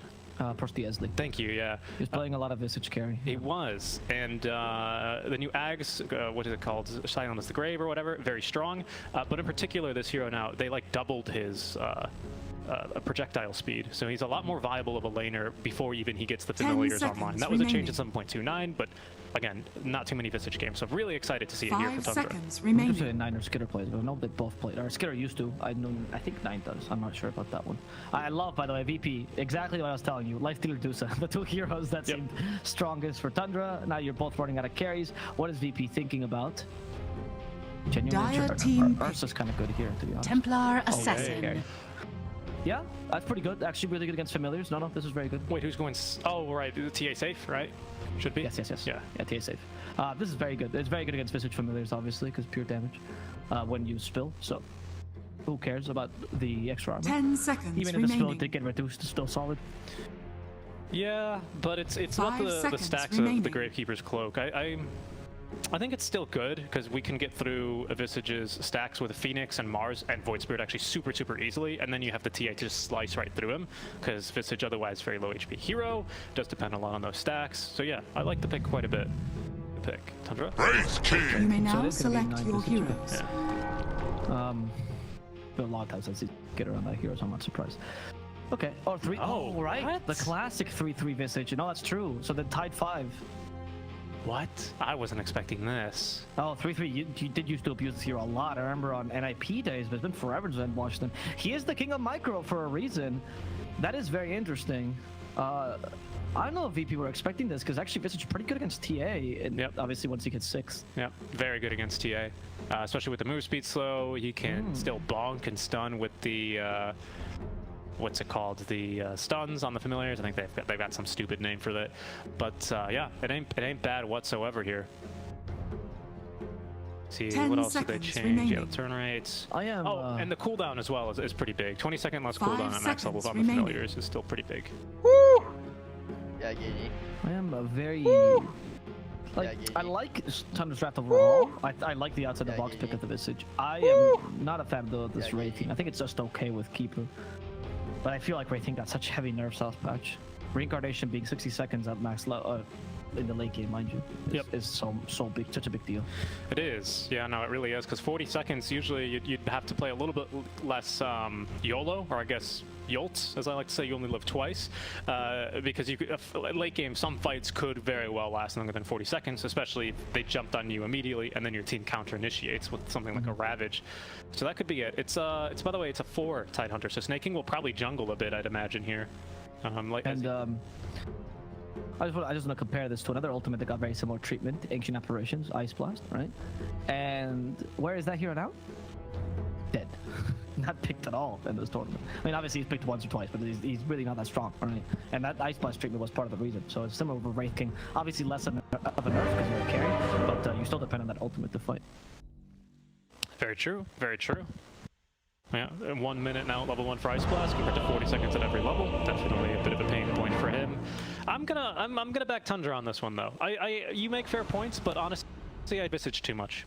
Yep, that's the best kind of analysis I could expect. Visage, fun hero, very fun hero to watch, and I'm eager to see how snappy these new familiars are actually. So. In my camp, I am not sold on Wraith King, but I don't know if he matters because I think Visage can just carry the game. I particularly love this lane of Visage plus Tide because Tide brings mana summon, so even more buffs. True, yeah, Very true. Yep. And you're guaranteed at least a win mid because that's what Coddle does. So, obviously I'm going for VP.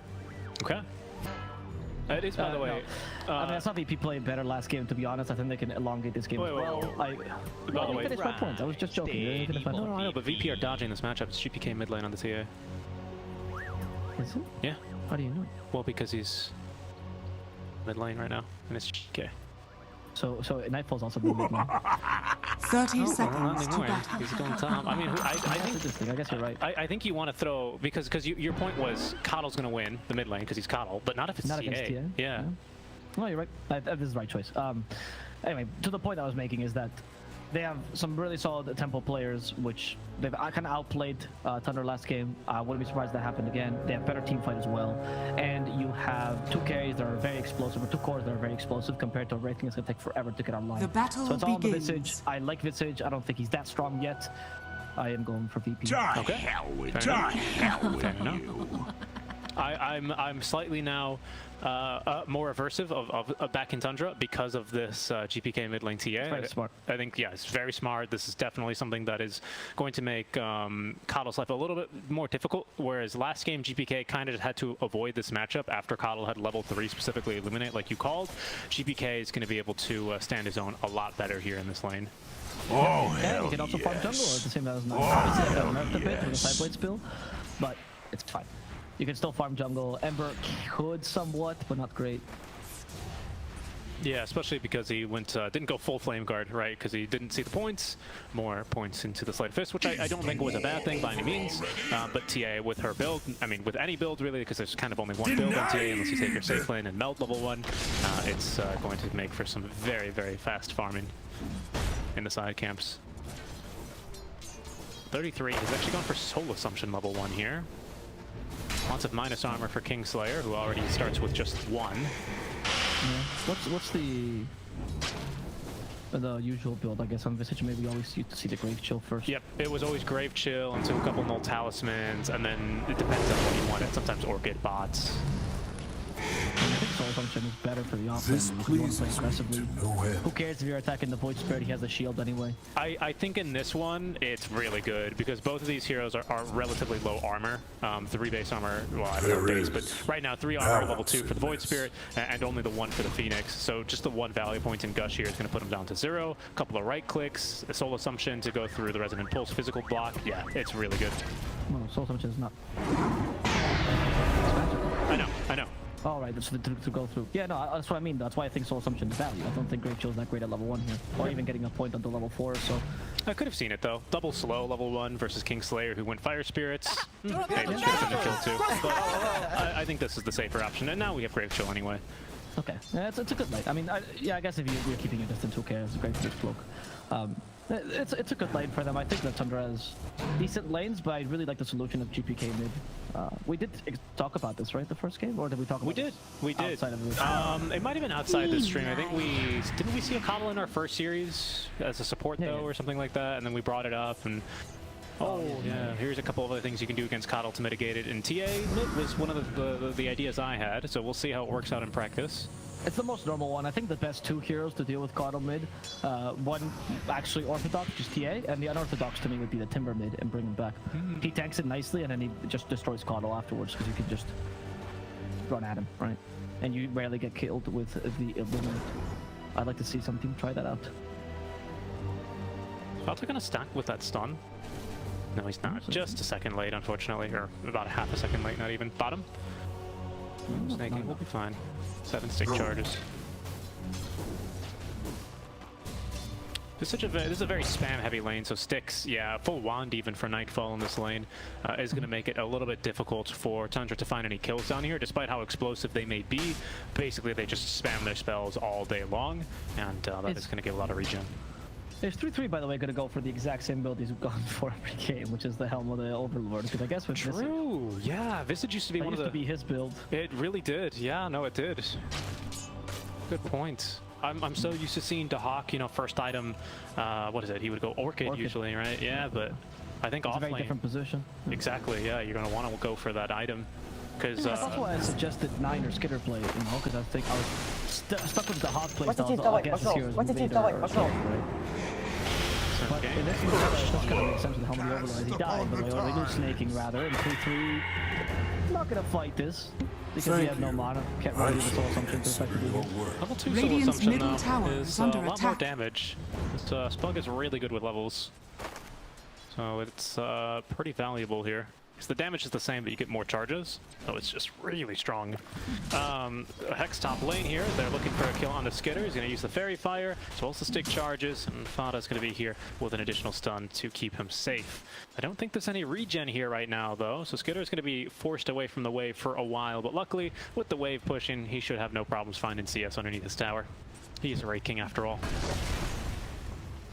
It's the classic when you're playing a melee carry, just try to get the lane equilibrium as close to the tower as possible, maybe even under tower. It's fine as long as he has some CS here, but he is going to struggle though. The lane is very strong. Mars deals well with Wraith King, and he hasn't even needed to put a point on Bulwark, which shows just how powerful this lane. Double stun always very good. Yeah, 14 denies, by the way, here for DM. DM is such a good option. It's kind of crazy. The only reason my team didn't want him in the very beginning is because they said he was lazy, and now he's found a team when apparently he's not lazy. Like, wow, he is so good. Good stun from Fata. Yeah, even block save from getting off a spell. Not like he has got mana for one anyway. And save actually almost dying to the Skitter. As well. The spear burst to claim the life of Skitter. As Fata will be able to trade away save. So solo XP for DM on that kill into Skitter. So good. That's still a win for DM once you kill Skitter. So even if you get a counter kill on the support. And GPK, I can't believe I'm seeing a Coddle with creeps attacking his tower. Richie, what's happening? Okay, sorry, we're fine. GPK's found a way to beat this build. That's 3-3, by the way. He's got launch charges, he'll be fine. And the cloak as well, so it's fine. Nightfall, if you're the one that's in trouble now, 3-3 on Soul Assumption, if you get in the range of Nightfall, careful, there's a Soul Assumption hitting him. He baited it out, he knew it was coming, that was the last bit of mana for 3-3. It was, yeah, it's pretty much... I bet Nightfall feels really clever. Yeah, make sure it doesn't get too clever though, because range on Soul Assumption is pretty good. So he's The cleverer, the better. Yes, the more clever, the better. As GPK, this time around, compared to, 67 CS for 9, which he had very similar to last game, GPK at least keeping pretty close to them. And with this DD rune especially, he'll be able to farm a couple of side camps, maybe even this Ancient camp. Yeah, I think he is. Alright, so I mean, the Connor will still fight far, right? You don't actually ever beat him in lane. But the fact that the creep wave touched the tower is like win in itself for GPK. And GPK even getting his own ancient stacks, not as fast as the Connor, but he's more efficient though. Kingslayer. Kingslayer. Yep. Creeps don't cancel styles anymore. Anchor smash. Well, Too strong. Came from? He's gonna struggle. Right. Level 4. Thinking about changing your Dire's prediction, courier Richie. has been killed. To be honest, I didn't really consider this top lane. I didn't think DM was going to pop off. I mean, Visage as well is only level 4, so we're really struggling to find any XP. 33, now he's going to show. That's going to be a decent amount of damage onto save here. Another Soul Assumption ready to go in a second, but he's going to be well without range, thanks to the Spear of DM. A-okay. No, I'm still gonna go. I'm still gonna go Tundra. I think we still have a very, very explosive game here as soon as 33 hits level 6. Bird's not too great versus the Mars either. He can actually burst them relatively easily. So maybe I should pay more attention to this Mars. But Visage fun. Visage fun hero. So I'll hold out hope for him for now. Yeah, I mean, I don't think the game is lost by any means, right? I just think the VP has done a really good job of dealing with some of the early game threats. We'll see how they respond though in the mid game as Nightfall. How maybe he's getting too clever. Here comes 9. That Astral Step counts as movement, so he's just super slow now. Has one more Astral Step to simulate. Nice. I think Nightfall might have just wanted to play voice spirit the whole time. It's like, oh, yeah, we're gonna bait this, gonna be mid. Dire's I middle just love tower this hero is under secretly. attack. I watched RTZ play that one stream. Yeah, he sees a Mar taken into the off lane. He says, I bet I could play it safe lane as well. And I wonder what he's gonna build. Do you think it'll be like the Mage Slayer build for him here? I'd love that actually, especially against the Coddle. I think it's super good. Yeah. But I think your carry's still TA, right? You play as a hero mid against the wall. He's out of people's block charges, and the Hero Spike will set up for his kill. 9 comes in. They do have the Solar Bind. DM's the target. Kingslayer standing in between. Radiant structures are fortified. And DM actually gets away in time. Kingslayer did have to waste a lot of time distracting him though, so he's gonna die for this. DM coming to his support. You're welcome. Camaraderie? Useless. Dies to right clicks of Coddle. Of course, with 3 null talismans, actually pretty respectable damage. Ooh, he's gonna be able to TP away. Dire's bottom tower is under There's not much attack. to do though. This is what proves in Dota you shouldn't help your teammates. Also good damage, good tower damage down bottom with the first wagon Radiant's up from top Nightfall. tower is under Takes that tower attack. to just above half HP. Bad at all. GPK as well, continuing to farm very decently. Of course, he's not going to match the farm of a Coddle even as a TA, thanks to these nerfs. Snake King, I'm not sure if he wants to be here any longer though. Yep, he is most likely going to die, but what can Tundra get out from exchange? Actually, he's going to stay alive. Pardon me, GPK tanking through it quite nicely. Refraction's about to expire, however, is now Snake King in trouble. Should die here, and in fact that last health strike will put him down. 9 continuing to fight as GPK, one other stack of the refractions here, finds himself actually being cleared by the creep wave. Fata though unable to find the stun there off the spill. Good damage regardless, but just a Radiant's 1-for-1 bottom trade there. tower is under attack. And now we've got the familiars ready to go for 33. Haste. Dire's top tower is under attack. Yeah, he's not gonna go for the helm. Okay. So same build as the Hawk that we were talking about. Yeah. But they'll, actually I'm trying to remember because there used to be a stage, remember when Visage Birds had the really weird thing where they would do like 60 damage on their first auto attack, and on the second they would do like 30, and then like 10, and then 5-ish, but they attacked like super quickly.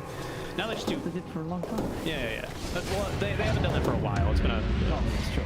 Oh. Visage? Oh, I realized I forgot that you 3-3 dies and then save. You were not I don't think that's that big a deal though. I think 3-3 is the better kill anyway. If Nightfall can get away especially, the familiars are chasing after him. He has 1 left to simulate. He's going to need to use it to avoid the Counter Blast. He uses it to avoid the Impale and the Blast. Nightfall too. Yep, nicely done. 33 was trying to predict his movement there. Of course, the birds have a couple more bonks, but he's going to be okay. Back in the day with those, Veil used to be a Dire's really top powerful tower item. is Sorry, under not Veil. I attack. keep saying Veil. Lad used to be a very powerful item along with that. It's getting damage. Yeah, exactly, right? So I'm not sure if it's all that amazing anymore. Dire's middle tower is under attack. Radiant's bottom tower is under attack. Yeah, I mean, it Dire's was a top tower is under attack. Exactly. Damage to Dire's the top familiars. tower Yeah. has That fallen. was the gimmick of Visage for Radiant's so long. They were bottom like, tower this is crap. under attack. This can only be used for like one specific purpose. Yeah. And I guess Orchid now, so you can actually be a ganker in the offlane. I kind of get that, but it just feels like he's playing Lycan. Interesting. But without the Radiant's tower push. middle I tower thought he'd be is under well, he's attack. got okay, not as good as Dire's Lycan. top I'd compare tower him is under attack. like maybe to a Furion, perhaps. Especially with the Orchid there. Rabbit got more snaking. It's not going to stop the Supernova though, so he gets it off in time. Tundra just outside of range though of Dire's the top Supernova tower will is find under themselves attack. A-okay, and the push will continue Radiant's with bottom now tower 2 is fresh under birds. attack. They did lose one earlier here for 33, and the tower will go down. Dire's structures are fortified. I Already restore has my Tesso. connection What's to going on the over here? void. Kingslayer able to avoid Nine's Illuminate. Okay, we're still pushing mid Dire's tower. middle tower is later by under GPK, attack. so going for the old school TA build. Dire's middle tower Yeah, has Just straight fallen. into the Desolator Gold PK, for or Blink me. Dagger. Yep. And really good timing. Usually we'd say 50 minutes is standard, not for this TA. not for this TA, yeah. Yeah, the lane Oh, pretty... he actually bought Dragonlance. I spoke too soon. I literally cast or cursed this build. Who bought Dragonlance? TA did? Oh, never mind. Nope, I just clicked on the different here. okay. I saw the gold go down. I was like, what? My bad. Dire Who's got are Dragonlance then? scanning.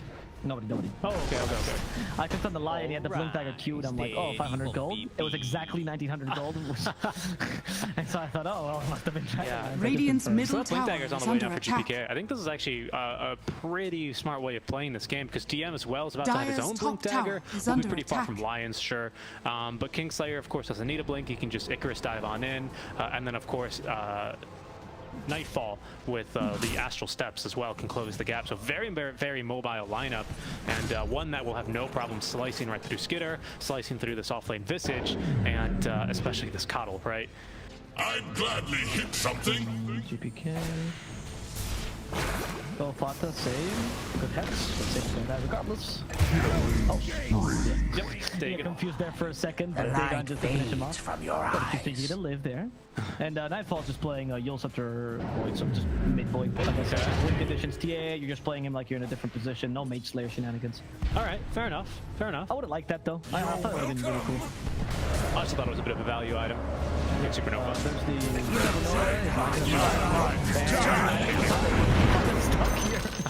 Everyone wants to hit the egg, but they just can't. And then there's the pause from Tundra. Lag. Alright. A little bit of lag. That's why we died there, obviously. I don't think could have done really much else, unfortunately. Yeah, 9 unable to TP out from that one. That's the issue, right? Everyone's just immediately on top of him here with this Blink Dagger timing from DM. That would have been the Blink Dagger reveal. And look where they reveal it. Super deep here into the Tundra side of the map, but it makes sense considering with this Deso first item, GPK easily, as well as DM kind of dominating top lane, they just destroy this top tier 1 tower. GPK gets middle as the rest of Tundra push bottom, and then they just can make plays like this thanks to the vision and the aggressive wars that they have down. So it's really good stuff here coming through from Virtus.pro. I'm excited to see this out from them because the games that we have seen them win, especially on the B stream, have been more just kind of avoiding fights early on and not really playing the tempo game themselves. Whereas this time around, especially I think with this build on the Void Spirit and GPK, we're going to want to be ending this game around 35 minutes for VP. I mean, ideally, right? I think that you can, if you can do it faster, you do it faster. Like, it's not that they're very threatened either, as long as they can just deny the Wraith King. Oftentimes, I feel like when we cast, we talk about the late game as if it's just set time. It's like, all right, boys, late game starting, get ready. But it's more like Wraith King will reach his late game when he does, when he has enough farm, right? And if you just keep denying his farm, you keep choking him. Yes, he will find farm by osmosis. That's kind of how it goes, but just need to just keep doing that. I don't think there's too much of a pressure on VP because they have a really solid lineup until quite late. Помогите! Breaking is gonna struggle to Помогите! find any farm. He can ghost push though with the skeletons. He's got not almost Oh, Radiance, but skeleton push. he's got Radiance queued up as well here for this Wraith King. So it looks like now we've swapped from last game, right? Whereas Tundra were playing a little bit more of the tempo last time around. Now VP is, and Tundra Oh, hoping to try and hell take this bit later. yes. Oh, hell yes. 33. This Orchid's going to be a pretty nice item as well. That's a TA killing item, and actually a Void Spear killing item. Maybe not Void Spear because he almost has ghouls, so TA. And she's building Dragon Lance now. Because, like, you know what? Dyer's top tower is under His attack. timing is so good though, he might be able to have BKB like maybe 2-3 minutes after the Orchid, honestly. He's falling crazy fast. Yeah, it's pretty concerning here for sure. And of course, Roshan still dies to TA Melt Strikes. Kind of threw him. Roshan has Nice fallen old to cake the combo. Radiant. I do like my cakes. I know you do. I know you do. Like a Tres Leches cake. Well, maybe third Roche is Tres Leches because he drops Aegis Cheese and another surprise item. That's true. Yeah. I guess the shards also made of the milk, so that's a third milk. Definitely. Skitter's just gonna die. Radiant Yeah, are but he's got scanning. 10 HP. Not even close. Honestly, Skitter's too good. How do you calculate that? You gotta be pro to figure it out. The freaking pig pull as well. He was just running around hexed up. He still has to go back wounded. This doesn't look like a king. What do you mean? Kings don't run around turning into pigs? Active pig out? No, I mean they do, but like kings usually have gout, right? It's usually the feet that they can't move. It's You not know- usually the side. Oh, hold on, GPK. Okay. Oh, GPK. That one last greedy last hit's gonna reveal his position. But he can fight this. He's fine. Turn the range into a tank. There we go. Arena one beautiful TM. However, they did lose their ages in the background. Expansion of Skinner. And the Ravage will hit them as well. DM is in trouble. Arena is not the right place to fight, and DM will end up falling here to the call of GPK. Also a bit weak. Running him down. In comes the Phoenix Supernova in the middle of this, but they should be able to break the enemy. They should be able to. And they will just hop on his eyes for it. So will Skinner a second time. DM did fight back to be able to fight in this engagement. And we're going to see Tundra retreating in the end, getting what they could out of this. Not bad, but not as much as they wanted to. Mars very good against Visage, as we could Dyer's see DM bottom basically tower spending is that under entire attack. fight with Bulwark active, which is going to drag all those projectiles, the very many projectiles out from the Visage familiars to himself. And he's basically, I mean, it's negligible damage, especially with level 1 familiars. He does not care at all.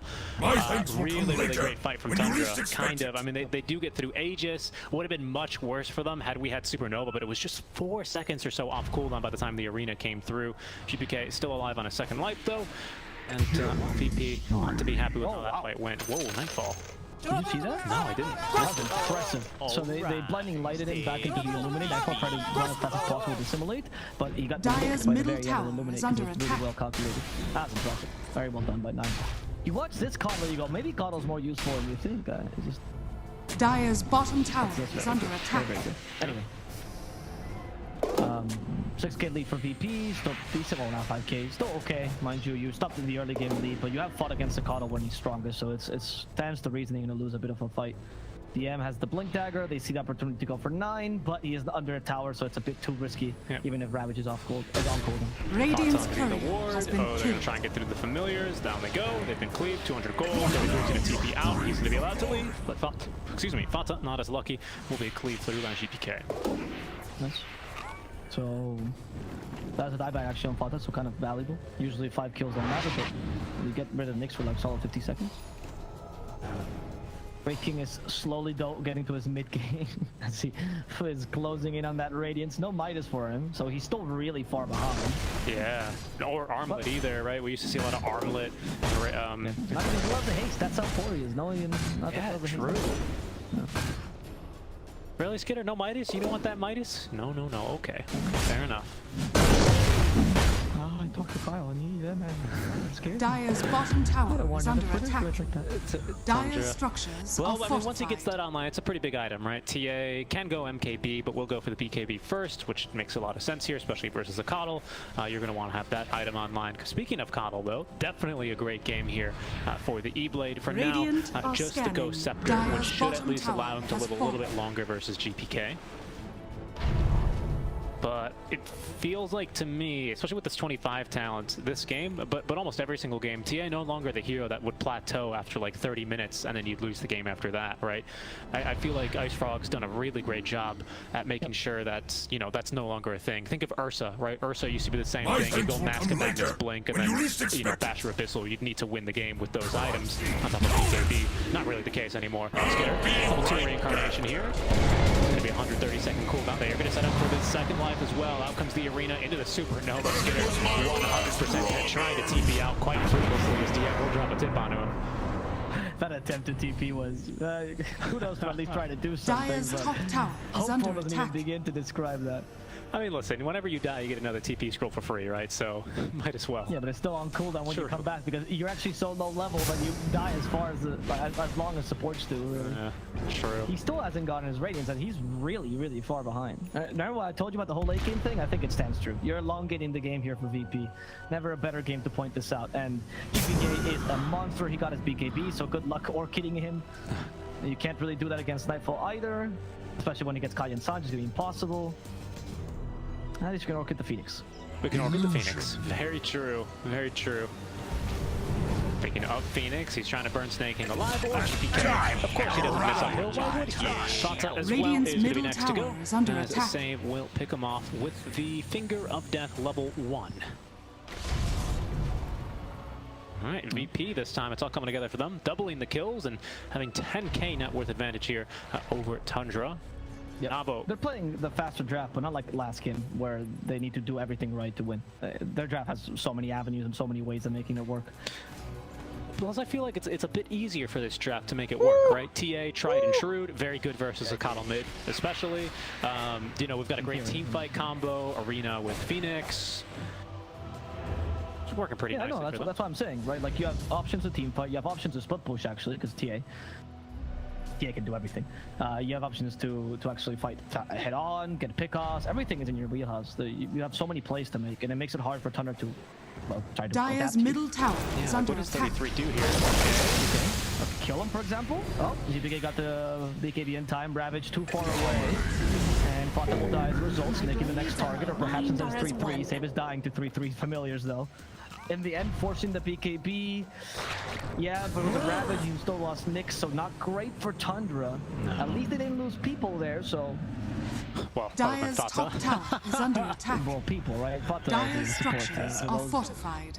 I think the issue is if pardon me, if it is a fast Roshan and we don't have Ravage up for it, there's no hope for Tundra to contest Roshan, let alone maybe stop VP from going high ground. Dire's top it's tower Ice is Frog under on Tundra's attack. side right now. We shall see. We shall see here what the Frog decides.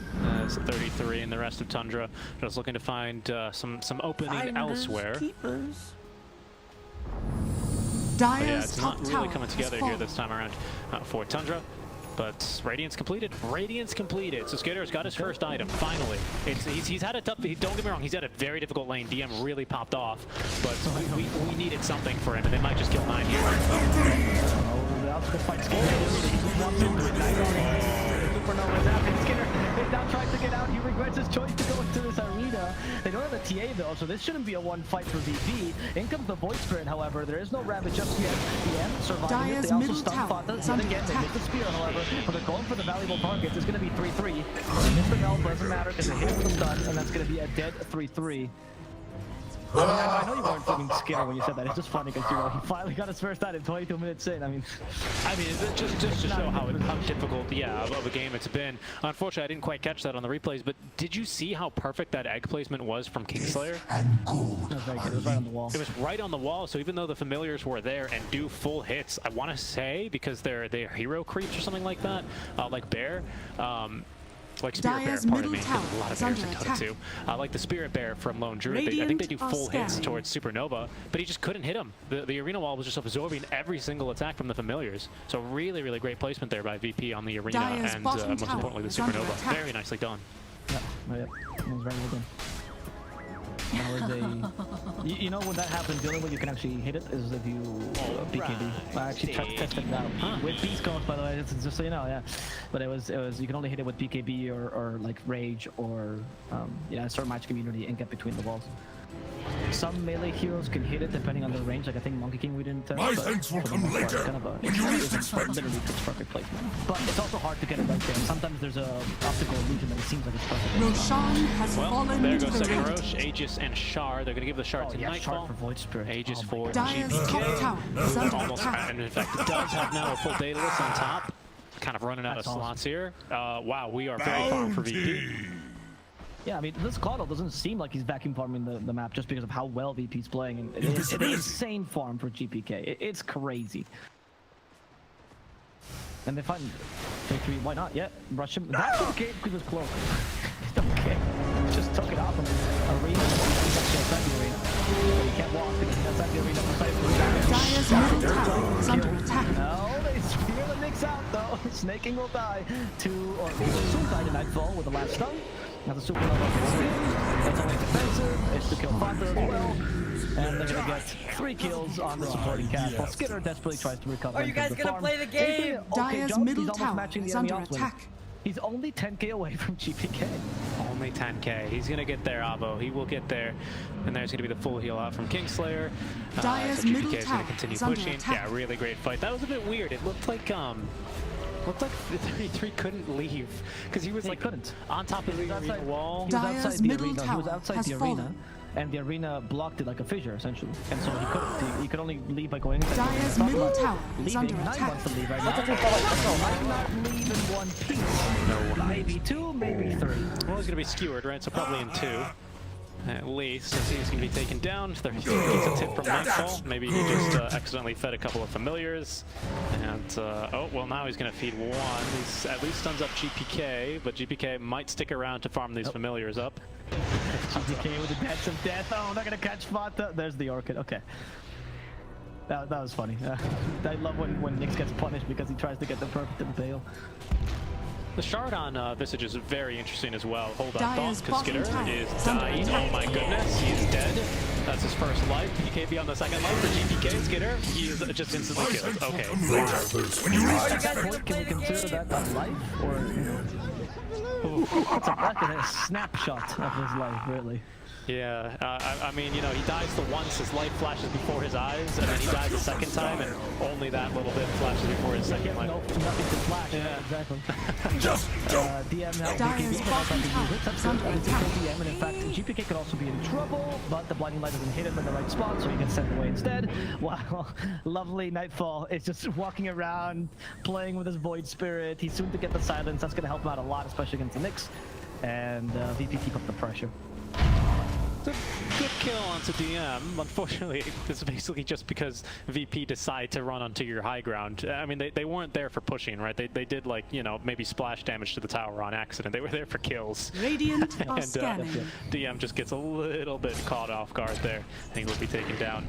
There's now the double silences, the Ag Scepter for Nightfall on the way on this Void Spirit. Very Dire are farmed. scanning. 33 doesn't have any familiars right now. This is the most sad you'll ever see a Visage without familiars, because he's really not much without his familiars. Doesn't do a whole lot, especially when your mid lane Coddle takes all of your farm. With a remnant, he disseminates away.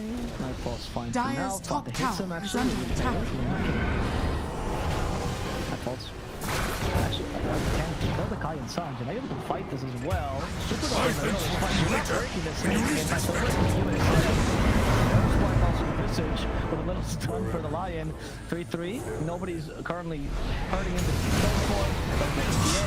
one single melt finger of death to make sure he's down.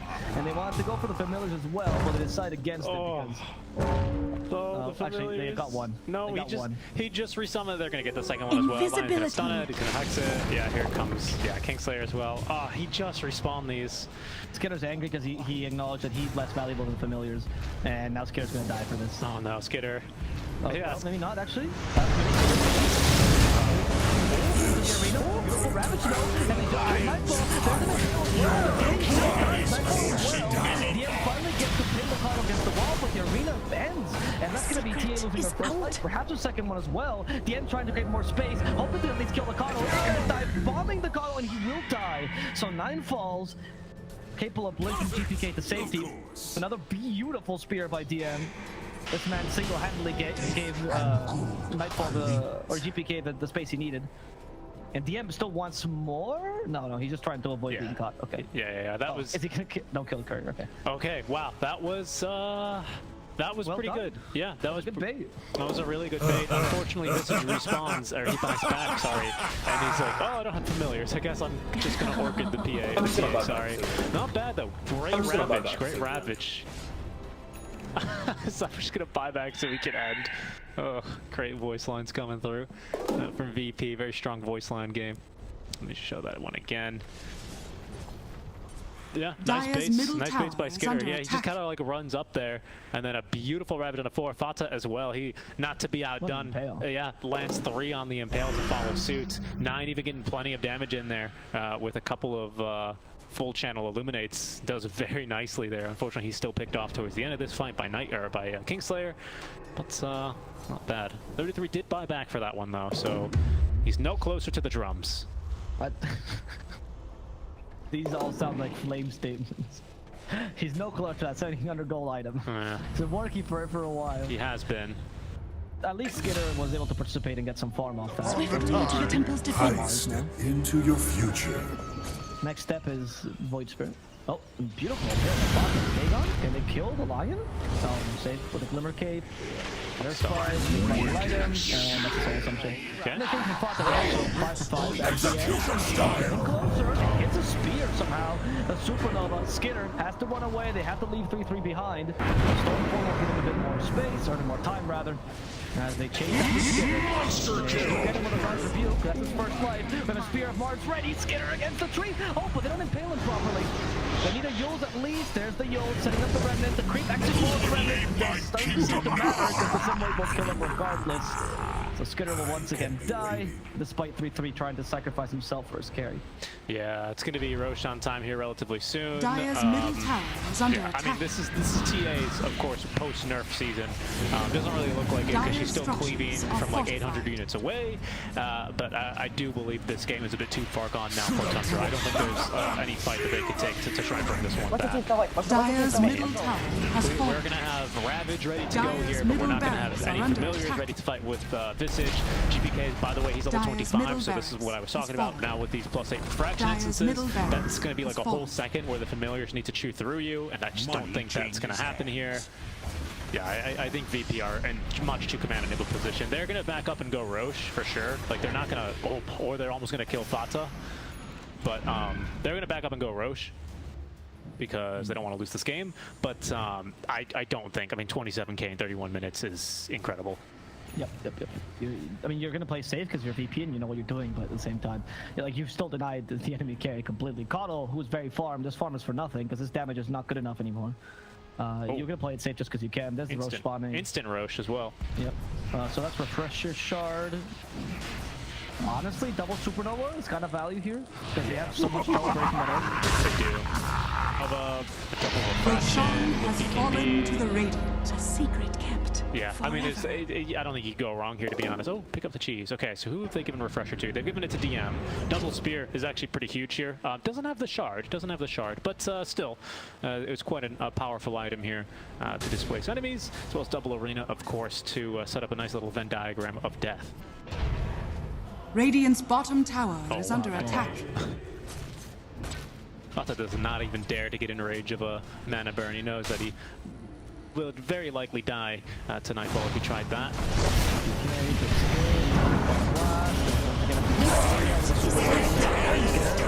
Radiant's bottom tower is under attack. Second Supernova, that's a dead Skitter. GPK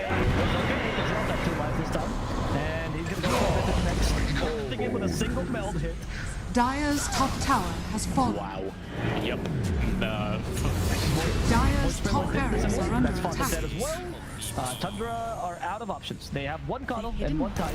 They have a Ravage still, but they haven't been able to use it. There's a Takeon used for GPK, who has no BKB, by the way. He's been slowed down, but that was all a bait for 9, who now has got his Ghost Scepter at least, as VP continued to push down these buildings. And they tried to force the tier 4s, because the tier 2's still up down bottom. Man, Sunray just melts Phoenix, gets rid of those Gravekeeper cloak stacks, and just Radiant are immediately scanning. melts physically. Dire's top barracks has fallen. And this is just going to be GG. VP are Dire's just going to push middle down the tower game. is under They've got attack. a Ravage. Oh my Not goodness. ready to find Coddle. Staking, tanking, just killed himself as well against the Earth Spike. GG, there we go. Dire's one of middle row, tower but has you fallen. learned your lesson. Don't help your teammates. I'm actually shocked that Tundra were able to get Dire's through that middle the first tower one. has I fallen. didn't think they really had a chance at all. I thought they were just going to get ran over, but I mean, that's what the Aegis is for, right? You respawn on the second life, BKB active, cleave through, and get a free kill basically onto the Visage.